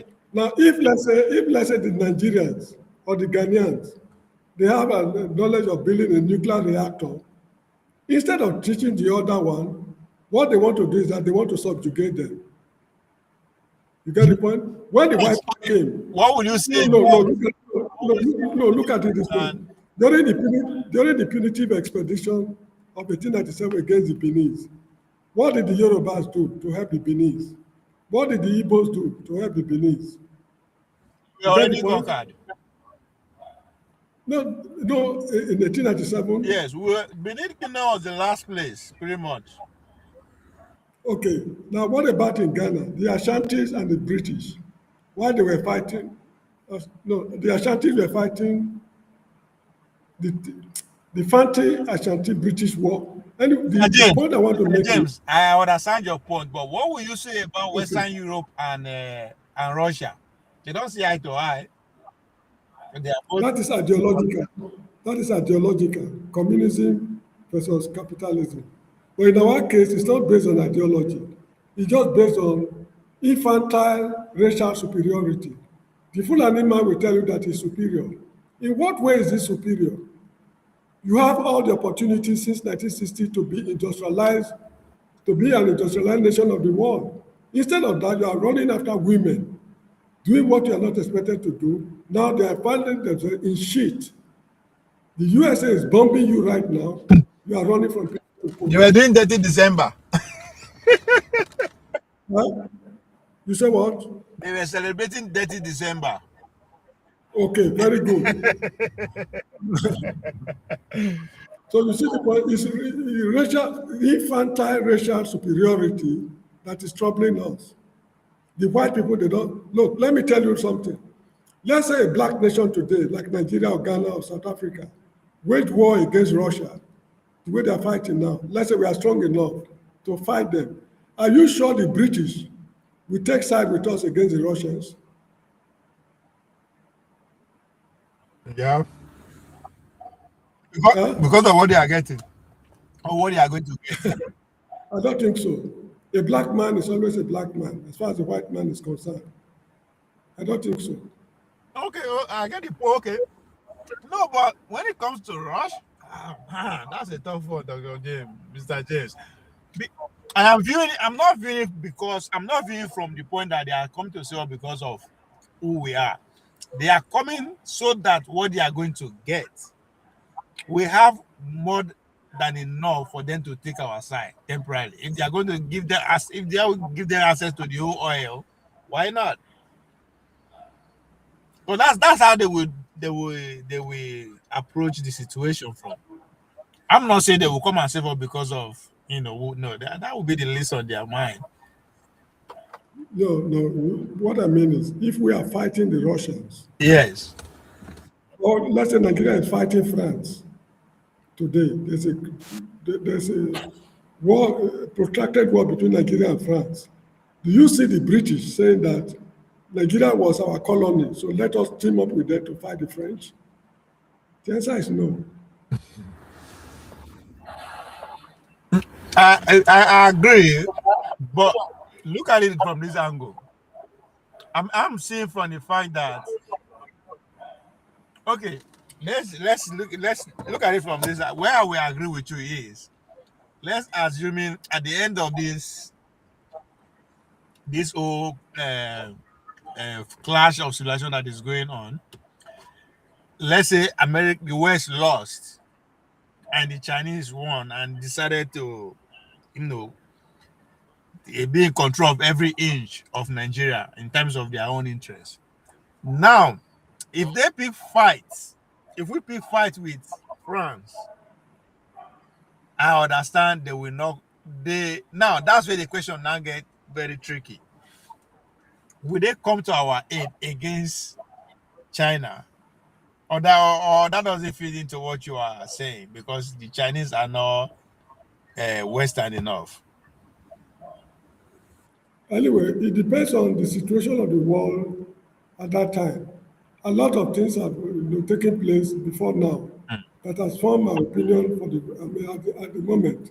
One thing I know for certain is that period we call slave trade period, 400 years. No, I totally agree. Yeah. A lot of things happened, yes, which the white men are still afraid of. Should the black nation rise up to become a superpower, there's a tendency that they are even ready to go to hell to wipe us out. The white man has every reason to fear that. So that could be. I said could be. No, I like the way you see it. Now that's okay. If now they are the superpower, right? So let's assume the Chinese eventually become the superpower, and we are projected to be next in line, quote unquote. Do you think the West will be our ally in order for us to be a superpower to run over China, or what you just said will still be strong at their mind? I cannot answer that question because I do not know what the trend of events will be in future. What this world will become in future, I cannot really. Okay, well, what about this way? What about if it boils down to them working with us so they will not lose? Do you think they will do that? What that means that the prize will be us becoming a superpower instead. You mean the British working with us so that they will not lose to the Chinese? Yeah, so that yes. But in the process of doing that, it will help us become a superpower. Will they do it? They will not help us. They won't help us because look, during the First World War, look. Yeah. During the First World War, we teamed up with them to fight the Germans. Yeah. And the Second World War as well. At the end of the two wars, what happened? They shared African territories among themselves. You understand? Yeah. So anyway, I'm not blaming them. If we were to be in their position, we will even do worse. I agree. I see your point. Oh my. So we are. You see, there's a book I read, I think by James Michina. It was in the state of Maryland, Baltimore in Maryland. Yeah. How did he put it? He said, a mistake of a generation can wipe a people out of existence. Yeah, just like I agree. Just imagine, just like the South Koreans, right? They almost get wiped out just because of the leaders at that point decided to go against our United States with nuclear weapon, and they almost get wiped out. Look at we, the black people. When the white man was coming at first, they fought the Mandinka Empire, they defeated them. The neighboring empire said, it's not our business. They faced the Ashantis, they defeated them. The neighboring empire said, it's not our business. They took on each of these empires one after the other.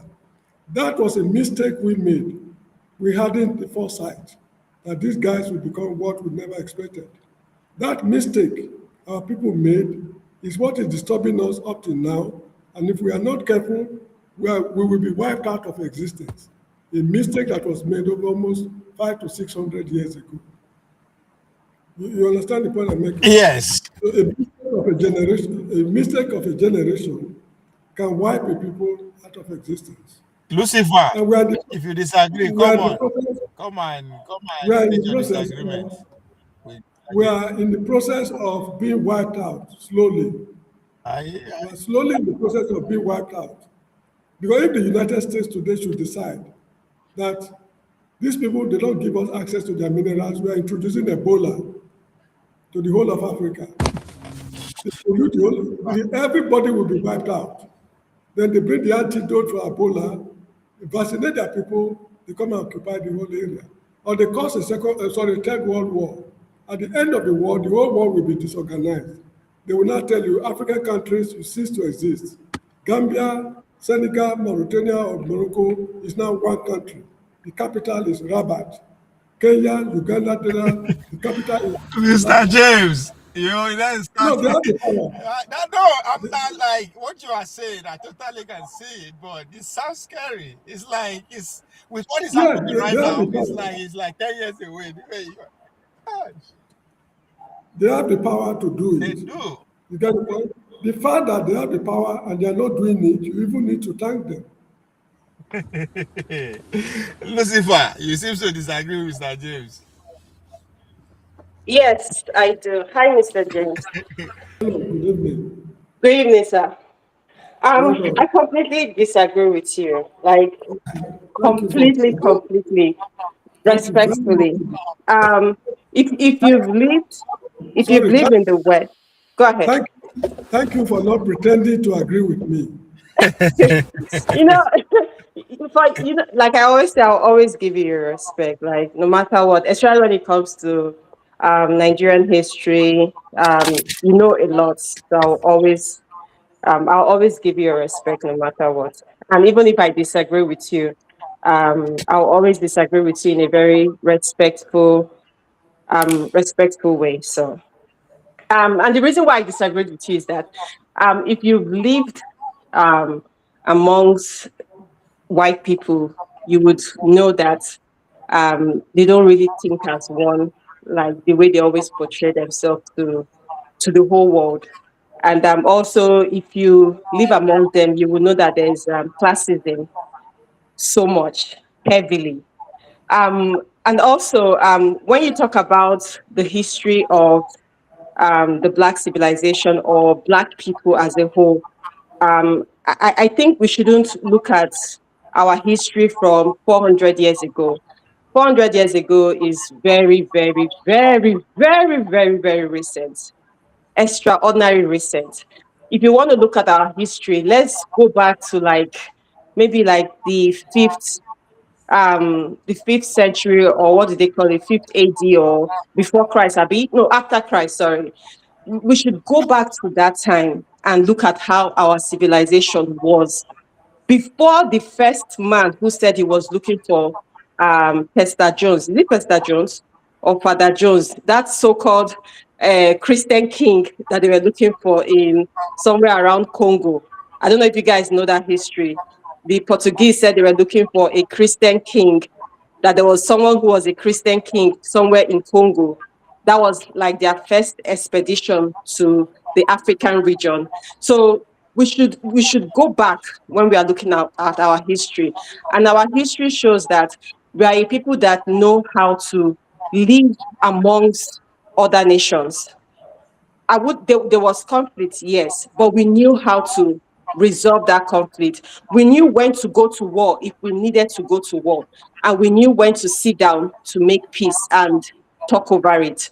Then when you talk about writing as a form of civilization and education, I think it's completely wrong, because even before the Romans started to write and document, or the Greek said to write and document things. We already had that in Egypt, where they were drawing things and documenting things. And that was where, if we go with what historians used to say, they will tell you that was where the Greek and the Romans got their civilization from. So we've always been civilized in our own way.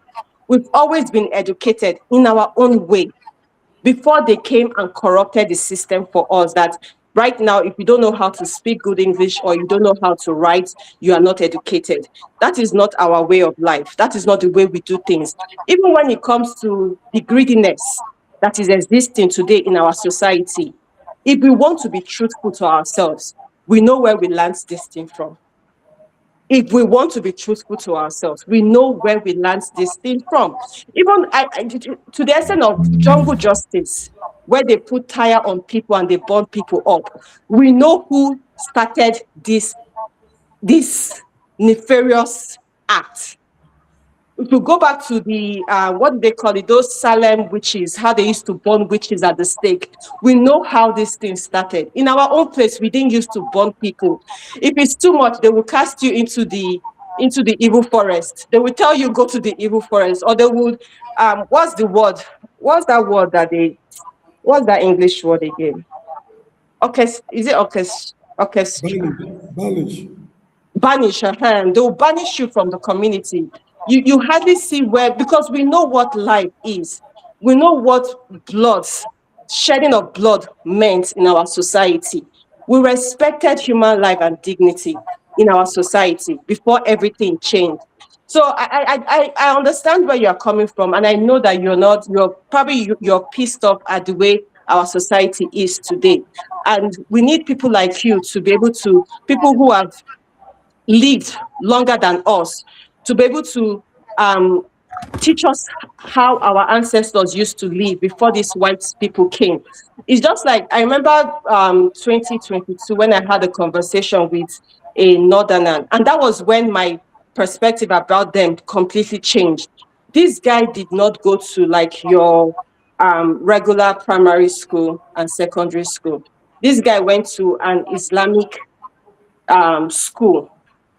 And Mr. James, if this guy commands English for you, you'll be surprised. Even though he had the northern accent, but he was so brilliant, so educated. I was even marveled.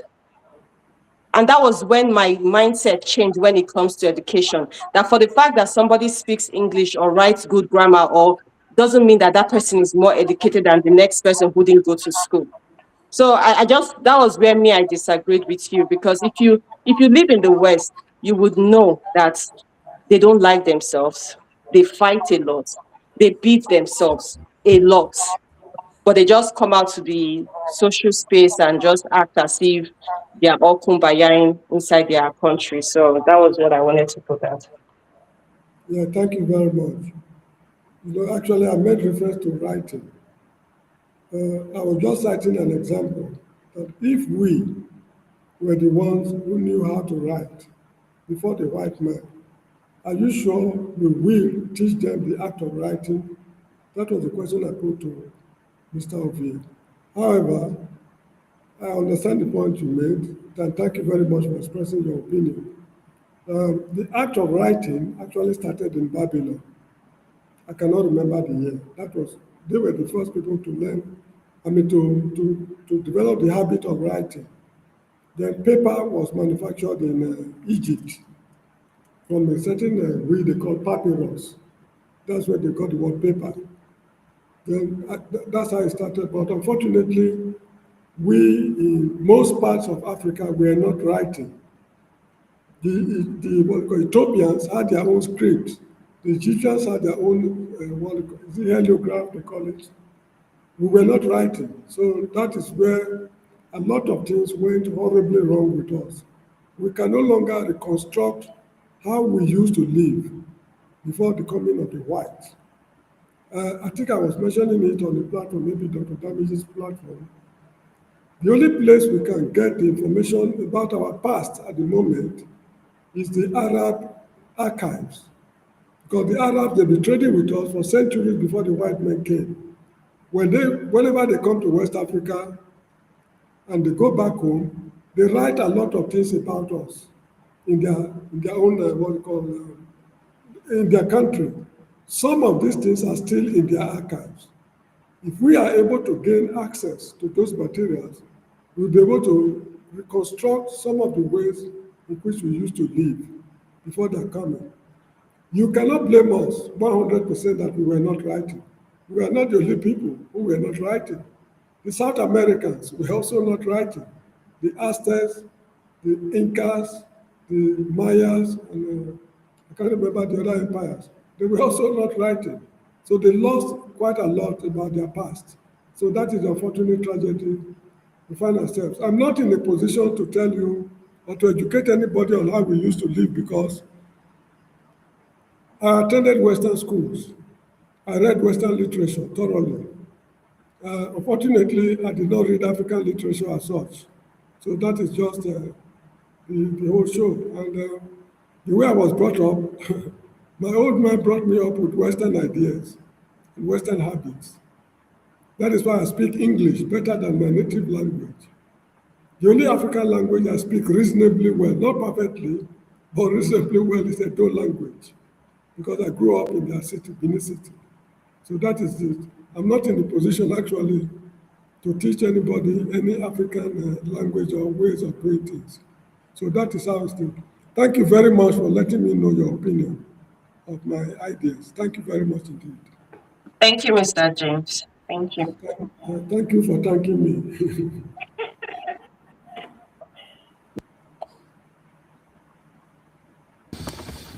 So, Lucifer, how are you unwrapping your own Christmas gifts? Me, I'm just lying down on my bed, though. I'm Your just favorite relaxing. president?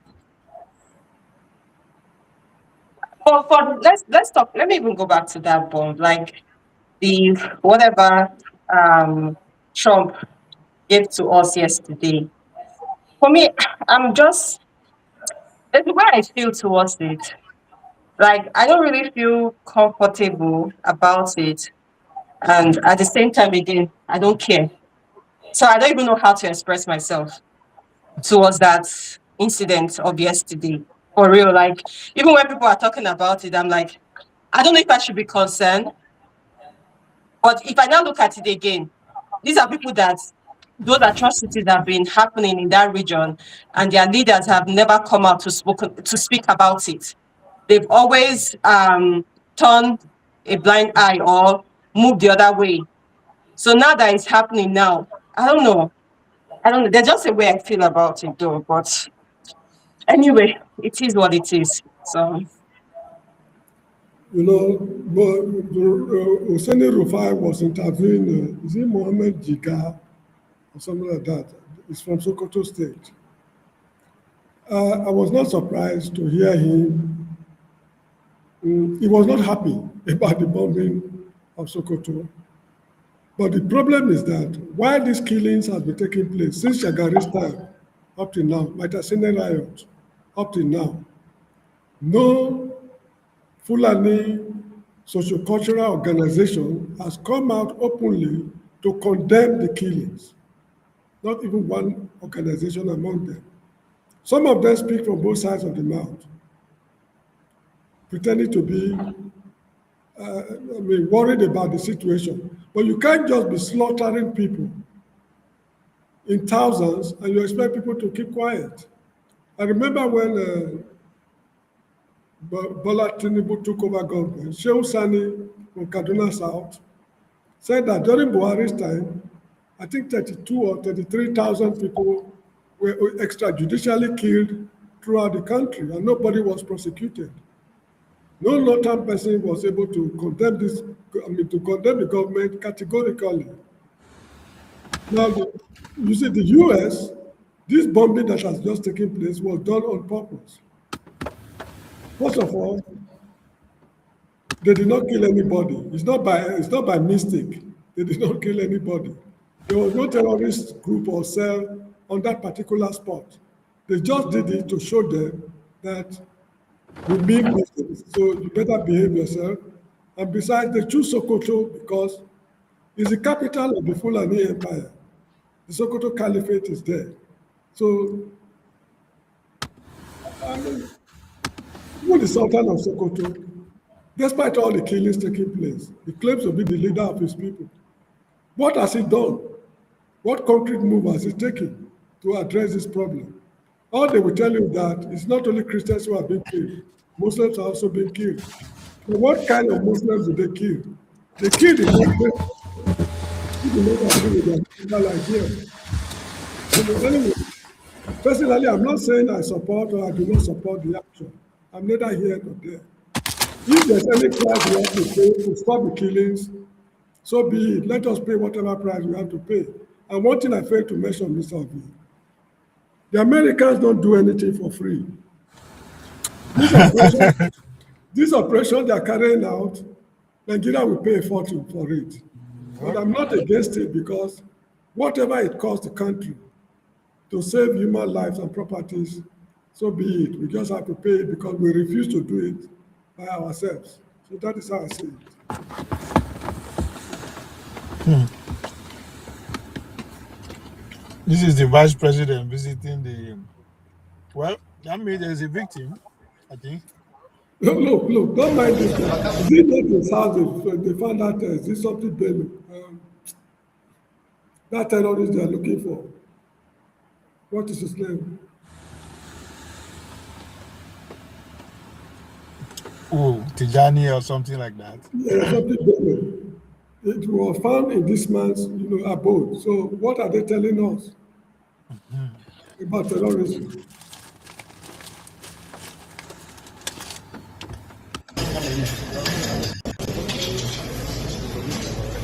Is it the recent one? Excellency, Vice President, Federal Republic of Nigeria, Professor, welcome to the Muhammad Buhari Trauma Center on eve of the Christmas. Oh, this is the bomb blast.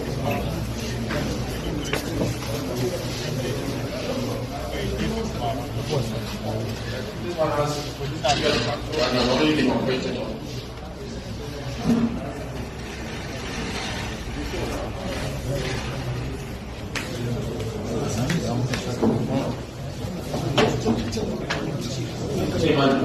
Sustained 1 million injuries and has already been successfully operated on.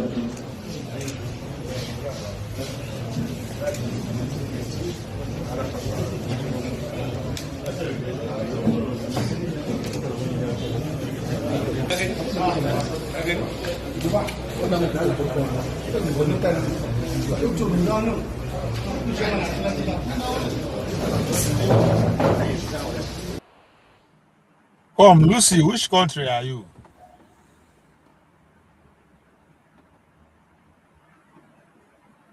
Blessed. I'm in Nigeria now. I lie.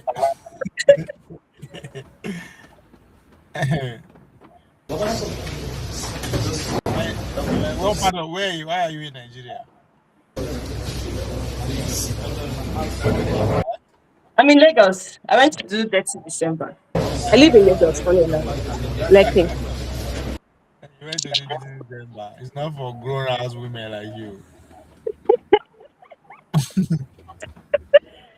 Oh my God.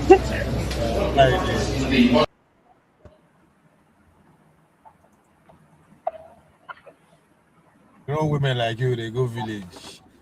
They go village. Okay. For Christmas. And they go Lagos for Christmas. They leave Lagos. I was born in Lagos, funny enough, and I've not even been to my village. That's a funny thing. Where you did now? I will tell you yes. I did Lekki. You want to come to Lekki?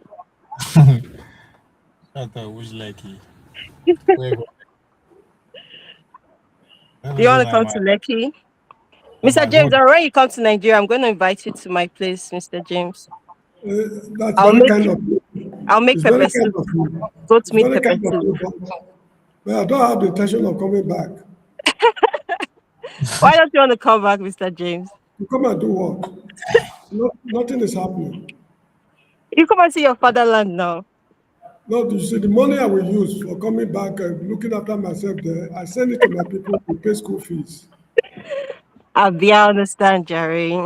Better. So there's nothing happening in Nigeria to waste one's time, risking one's life and things like that. It's not. Yeah, you spend more when you even come, sir. Come, is anybody checking on Nnamdi Kanu? Na Sokoto you do. Okay, that matter it already passed. Oh, it's Very in Sokoto. sad. They're bombing Sokoto. Oh, is that what you mean? Yeah, see, I don't forget the people's champion. See, he's a human being. See? This is Is that what you mean? But no, but I heard that he's living well in Sokoto now. I heard that people like him. That's what I heard, though. I don't know if it's true. Right? Sokoto is being bombed. You know, go check on that where. No, but he's safe now. You know, he's Israel. Like he likes Israel, so probably Trump will be making move for him to be Before released. we say no escape, say the bomb blast actually affect part of the visit. Just like Mr. James said, anything can happen at this point. yeah, wake up.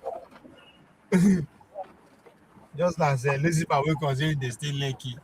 And you don't even know what color is lucky. It's lucky green or blue. Oh my God, Obi, don't worry. I'll surprise you one of these days. When you come to Nigeria, I'll invite you to my house. Hey, me come to Nigeria. Unless they bundle me out of this place. Oh. If Trump catch me, say, throw me, I go. If not. If a people will call you to come and become his advisor, would you go? That one. Even you, I don't say you say go buy the ticket. You pay for the ticket. You buy me one call you go and serve your fatherland now. You buy me one-way ticket. Why not? Who is this? Sonny James. James. He said Logbe. What's that, Mr. James? Oh, no. Did I say? No, they pronounce it Iselogbe. Iselogbe. Iselogbe. Ogbe Mayagbaro. What does that mean? What does that? Iselogbe is as your day, or what? No, it's a greeting. You see, I'm not a native speaker of the language, so I cannot translate most of their expressions into English. They will say during festive periods, they will say Iselogbe. Then they will say Ogbe Mayagbaro. I'm sorry, I cannot translate it into English, but they know what I'm talking about. At least you better pass Lucifer, we be Bini girl. We don't know go or come. Mr. James, are you from Benin itself, the city, or where?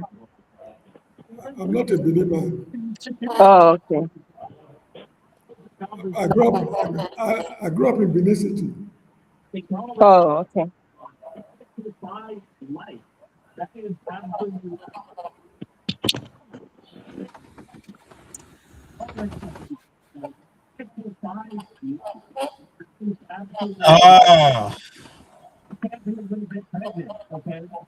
So do Detty December will continue. I'll be the don't postpone them. Postpone go where? So party continues. Party continues till 31st night. With the bomb too, without they commit act of Sodom and Gomorrah. The party continues, it doesn't stop. That's sad. That's sad. You see, in the South, frankly speaking, in the South, people seem to be happy. But in the North, they're not happy. That's the division in the two. So yeah, the country is sharply divided now. Yeah, it is. It's sharply divided. I don't know if it's a good thing or it's a bad thing. I think it's a good thing. Well, if we want to remain as a united nation, as a united Nigeria, It's not a good thing. No, for competition's sake, I think it's a good thing. No, but you see, my fear is this. For how long will the Americans stay? Will they remain forever? You see, generations unborn will inherit this bitterness we are laughing over now. It's going to shape a lot of things as time goes on. Yeah.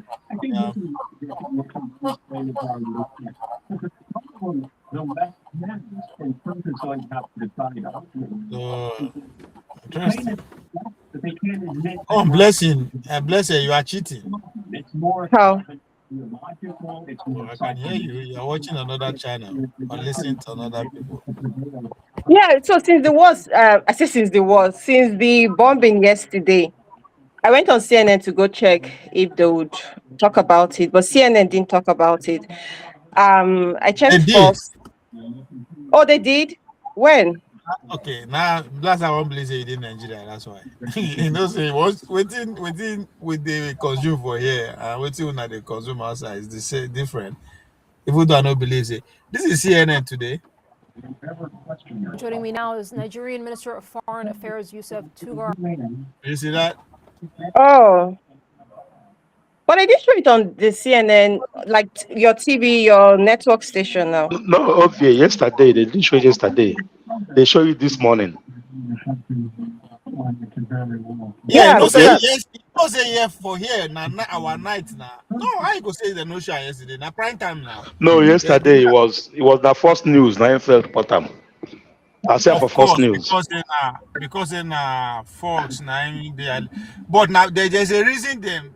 There's a reason them do them that time. Now prime time television time for America be that.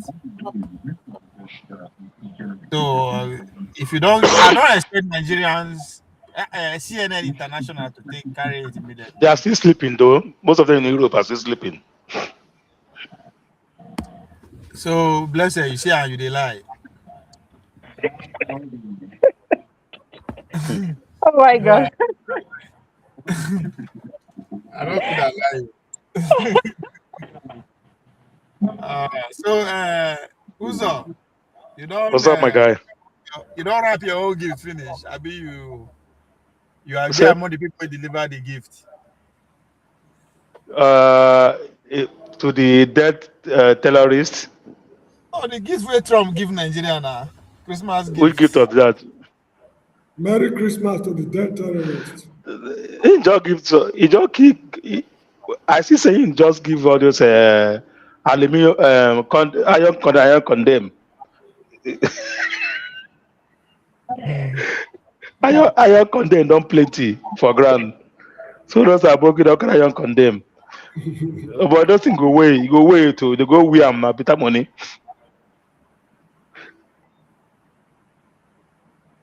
Hope you understand me. You understand my point? Also, you're not a serious person. I understand your joke. Okay, did you live in Lagos? If you live in Lagos, you know all these people that they call iron condemned people. They used to buy iron condemned parts and go and sell to recycling companies. I don't run a business before.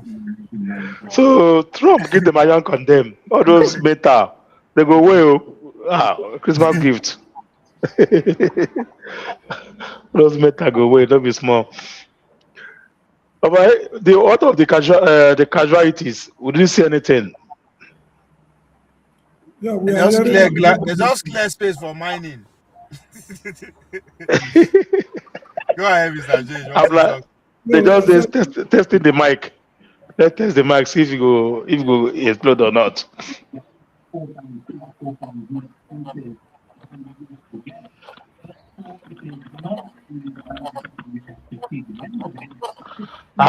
They do the thing, come pick up the whole or the antelope, they come pick them all back.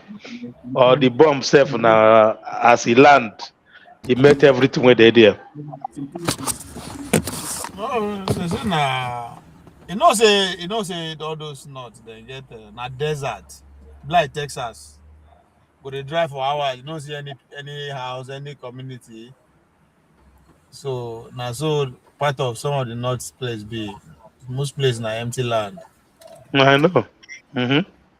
I mean, as that kind of bomb hit now, I think you're gonna see antelope meat now.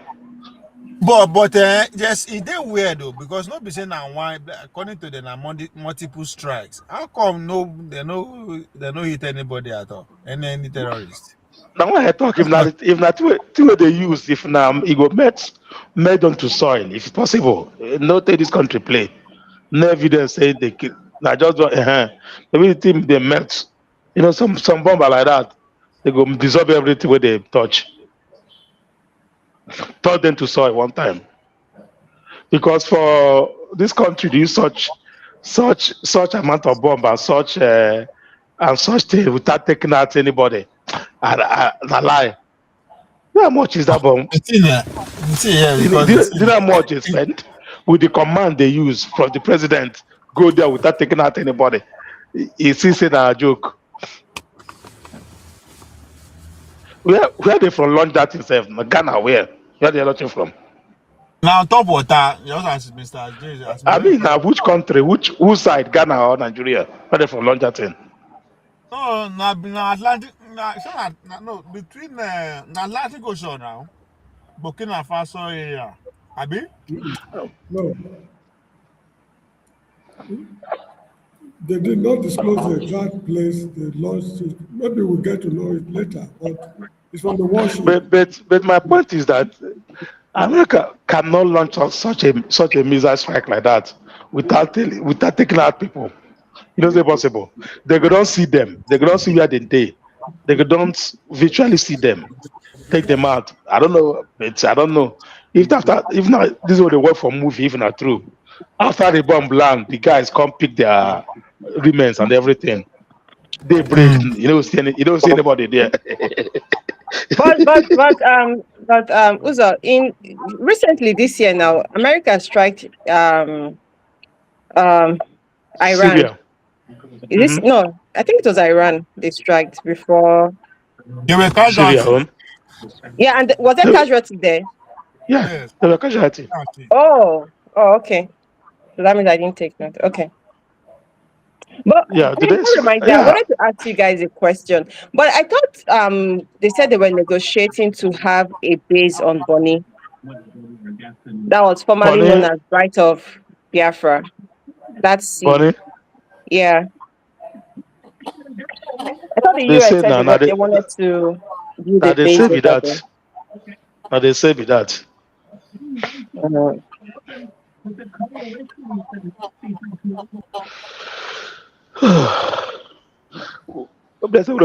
have thought the latest now how it take happen. Some people are so happy. I come my brothers now they jubilate. Say finally they don't come rescue them. I say try.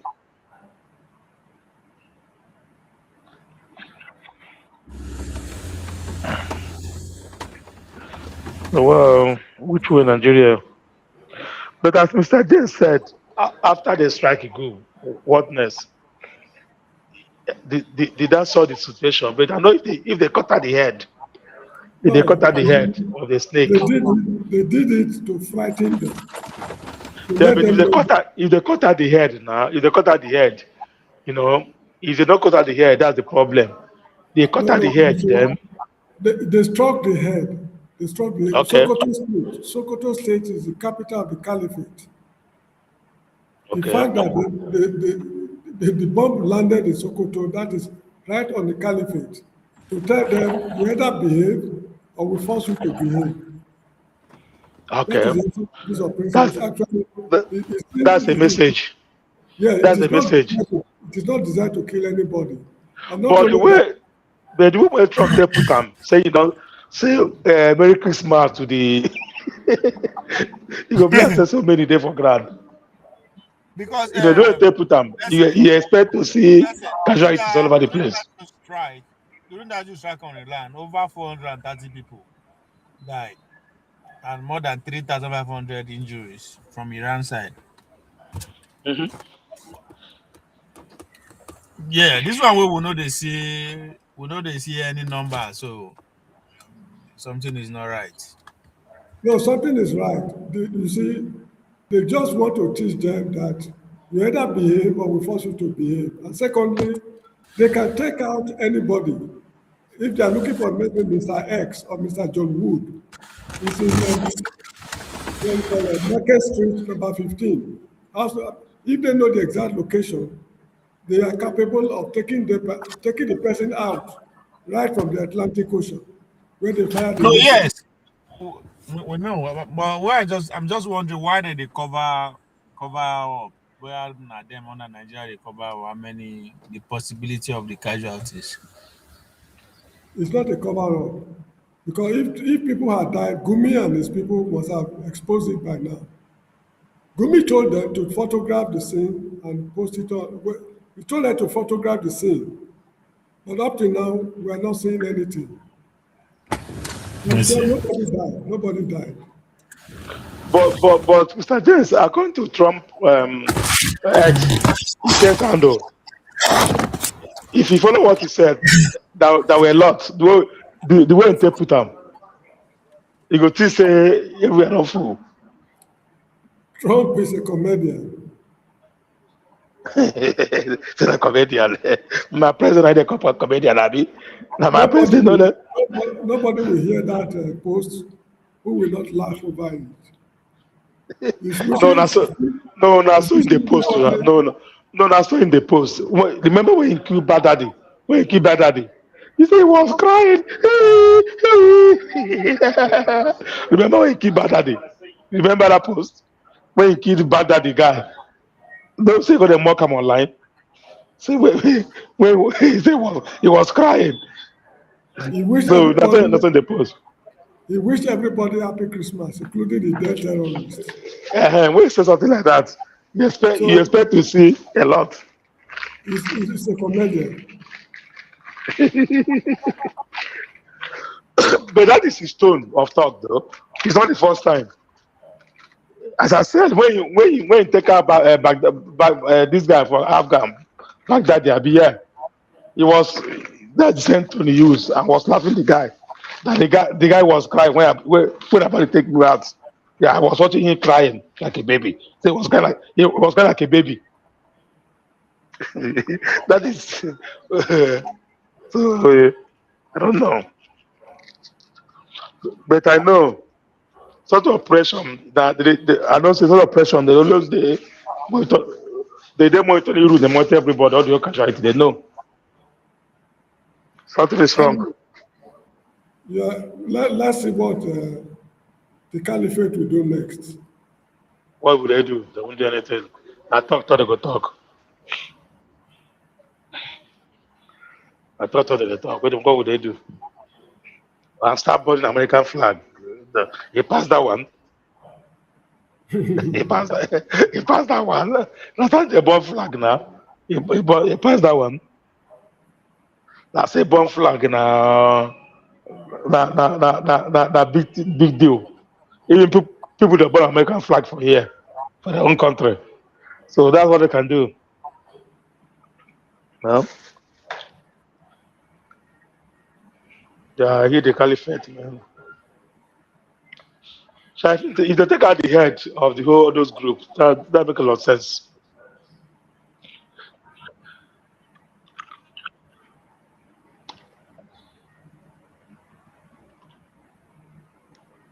Ooh.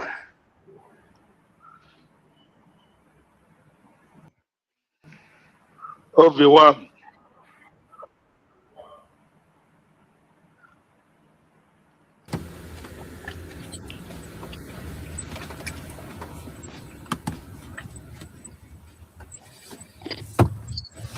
So no more protests, I mean. Okay, son, you were up off here. You see that son will get here. Who will protest? You see son, you will run off here. But enjoy now. You see weather. Rain, yeah, every day. Flood one. Now floods every day. Come on. You see sun for here, heavy sun. No be joke. No be joke.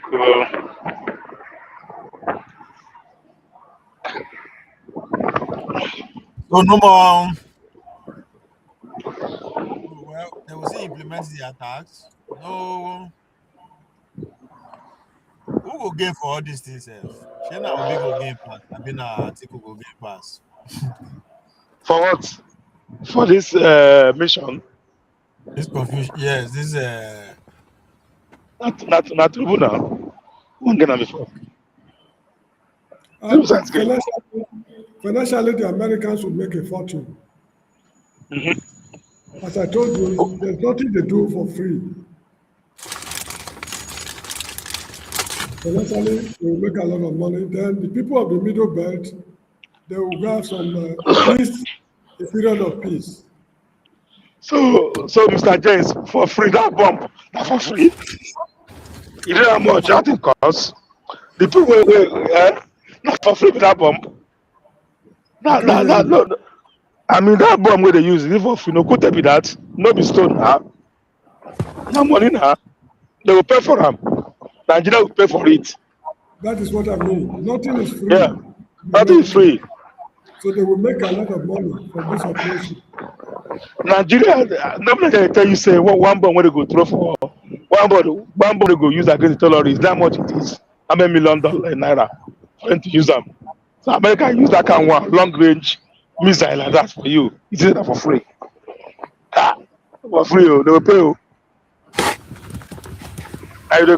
You dey call use like 5 or 6. Not for free.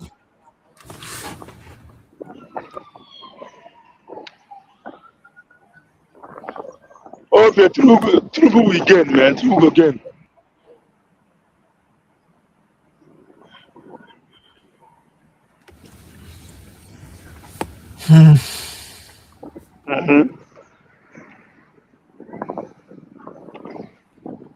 Okay, try see wetin all these all on accounts they don't talk about. None of them Tabo said anything. Say, I has a local government be that. Who?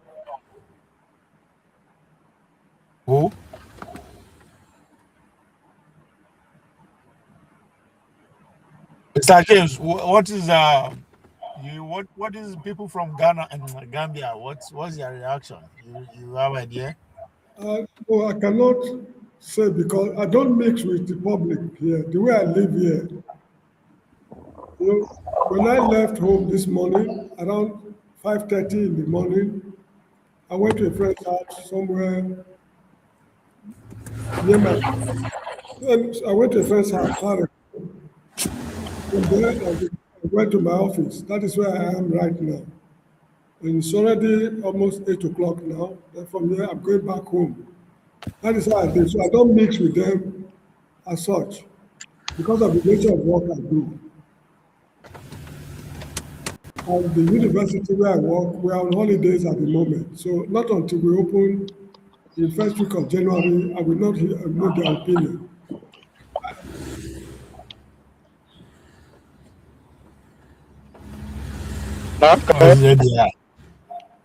You say? Joining me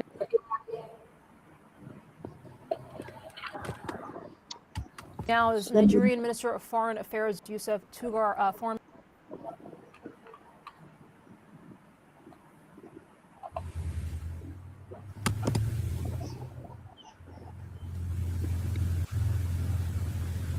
Minister, we appreciate you being here this morning. You posted a statement to X shortly after the strike saying that terrorist violence in any form, whether directed at Christians, Muslims, or other communities, remains an affront to Nigeria's values and to international peace and security. Foreign Minister, that is a different message than what we've heard from President Trump, who has really focused on the killing of Christians. What can you explain for our viewers is really happening on the ground here? Who's really being targeted? Terrorists are being targeted. This has always been Nigeria's approach. And this also puts to rest any doubt with regards to the Tinubu administration's resolve to fight terrorism. This was coordinated with the U.S. the same way that we've been saying we're ready, willing, and able to collaborate, to coordinate with any foreign government that is committed to the fight against terrorism. This is not about religion. It is about Nigerians, innocent civilians, and the wider region as a whole. And even before the strike was carried out, I had a 19-minute phone call with Secretary of State, U.S. Secretary of State Marco Rubio, after which I discussed with President Tinubu, and I later spoke again to President Tinubu. He gave the go-ahead, and then Marco Rubio called me once more for a 5-minute discussion, and subsequently the attacks were carried out. Foreign Minister, I want to play for you a clip of President Trump from November and then get your comment on the back of this. Take a listen. Do you envisage U.S. boots on the ground? Could be. I mean, a lot of things I envisage, a lot of things. They're killing record numbers of Christians in Nigeria. They're killing the Christians and killing them in very large numbers. We're not going to allow that to happen.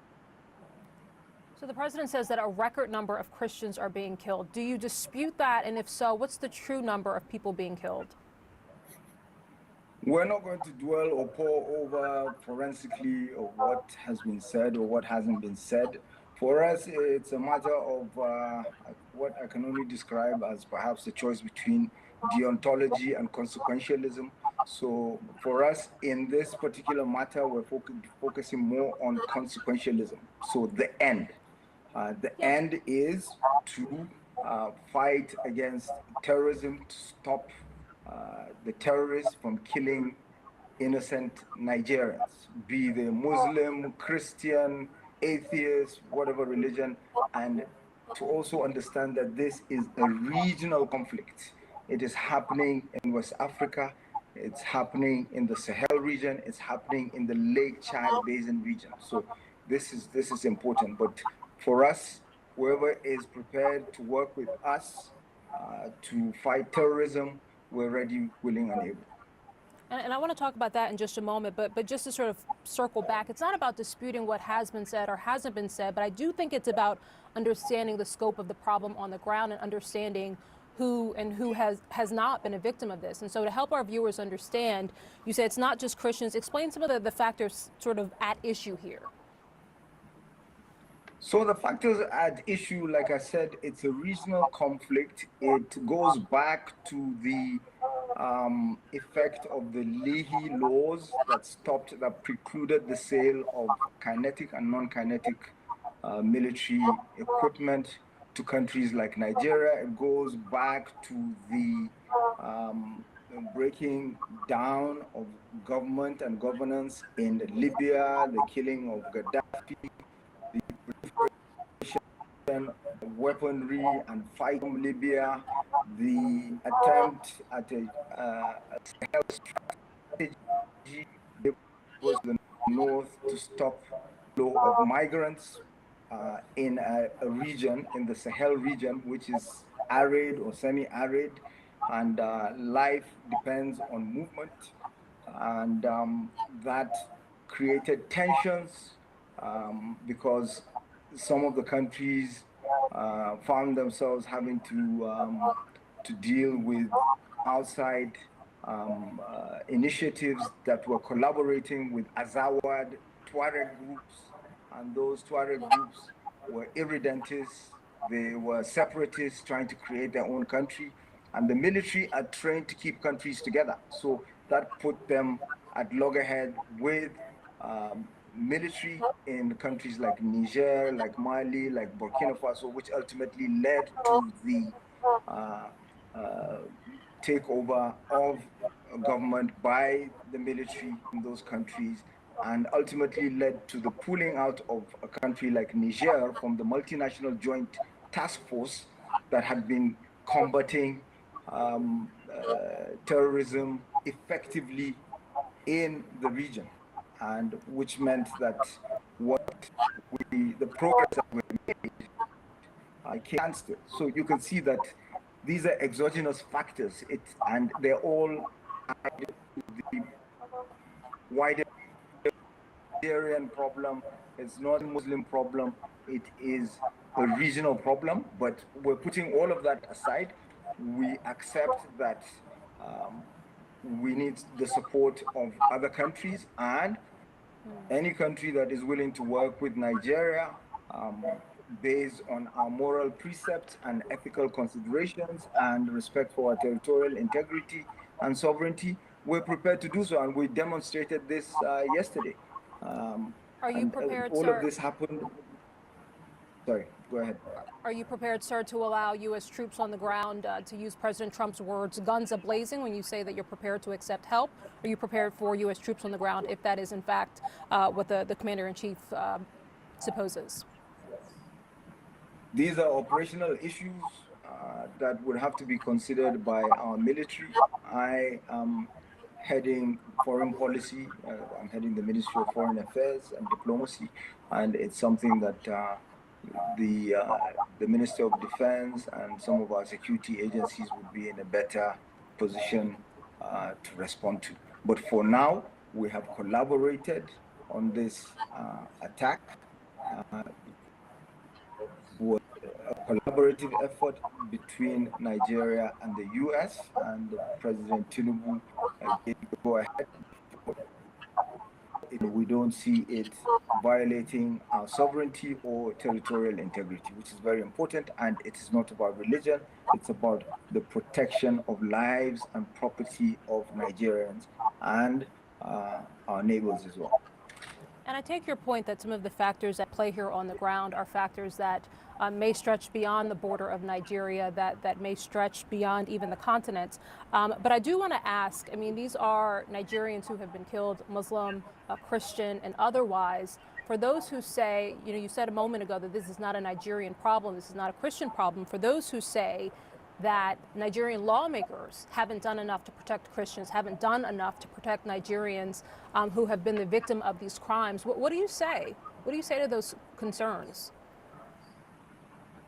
What took place yesterday clearly underscores the fact that Nigeria is not lacking in will and a commitment to the fight against terrorism. We may have institutional challenges, partly due to, for instance, the Leahy law that stopped the sale of military equipment, both and kinetic to countries. And I have here also that even when the Leahy law was in effect, President Trump in his first administration acquiesced to the sale of aircraft, military aircraft, the Super Tucano, to Nigeria, and we appreciate that. And you could see that the aircraft were put to work. And this is a sort of collaborative effort that is required in the fight against terrorism, in securing the region, and it is. We are at the forefront of the fight against terrorism globally, because most of the threat is taking place in the Sahel region. And you can even see from the records that the Sahel registered more deaths in terms of terrorist acts than any other part of the world. And when you talk about the Sahel, majority are Muslims; they're not Christians. We're talking about the Sahelian countries, not even Nigeria here. The U.S. launched several strikes against Islamic State military in Syria. In a post on Truth, Donald Trump said he had ordered the deadly attacks against the armed groups after Christians. The government says Islamist insurgents target both Christians and Muslims in the country. The U.S. Defense Department offered this image of one of its missile launches aimed, it says, at terrorists with the so-called Islamic State.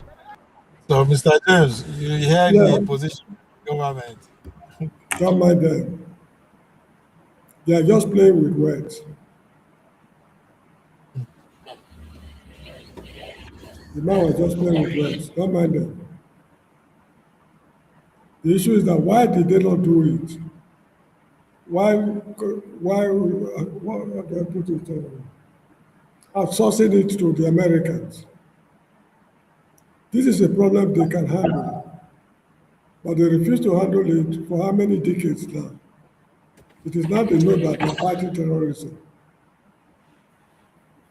They were making money with it. Don't mind them. They are just allocating budget for themselves in the name of fighting security.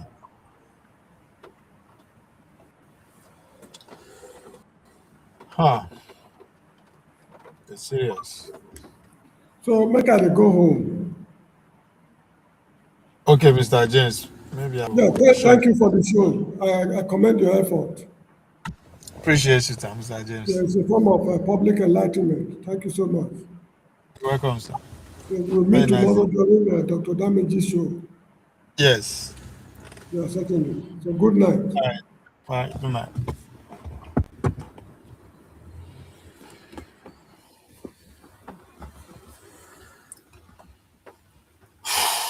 Um, 4 hours. I think that's good enough for this morning. We'll come back later tonight. Ladies and gentlemen,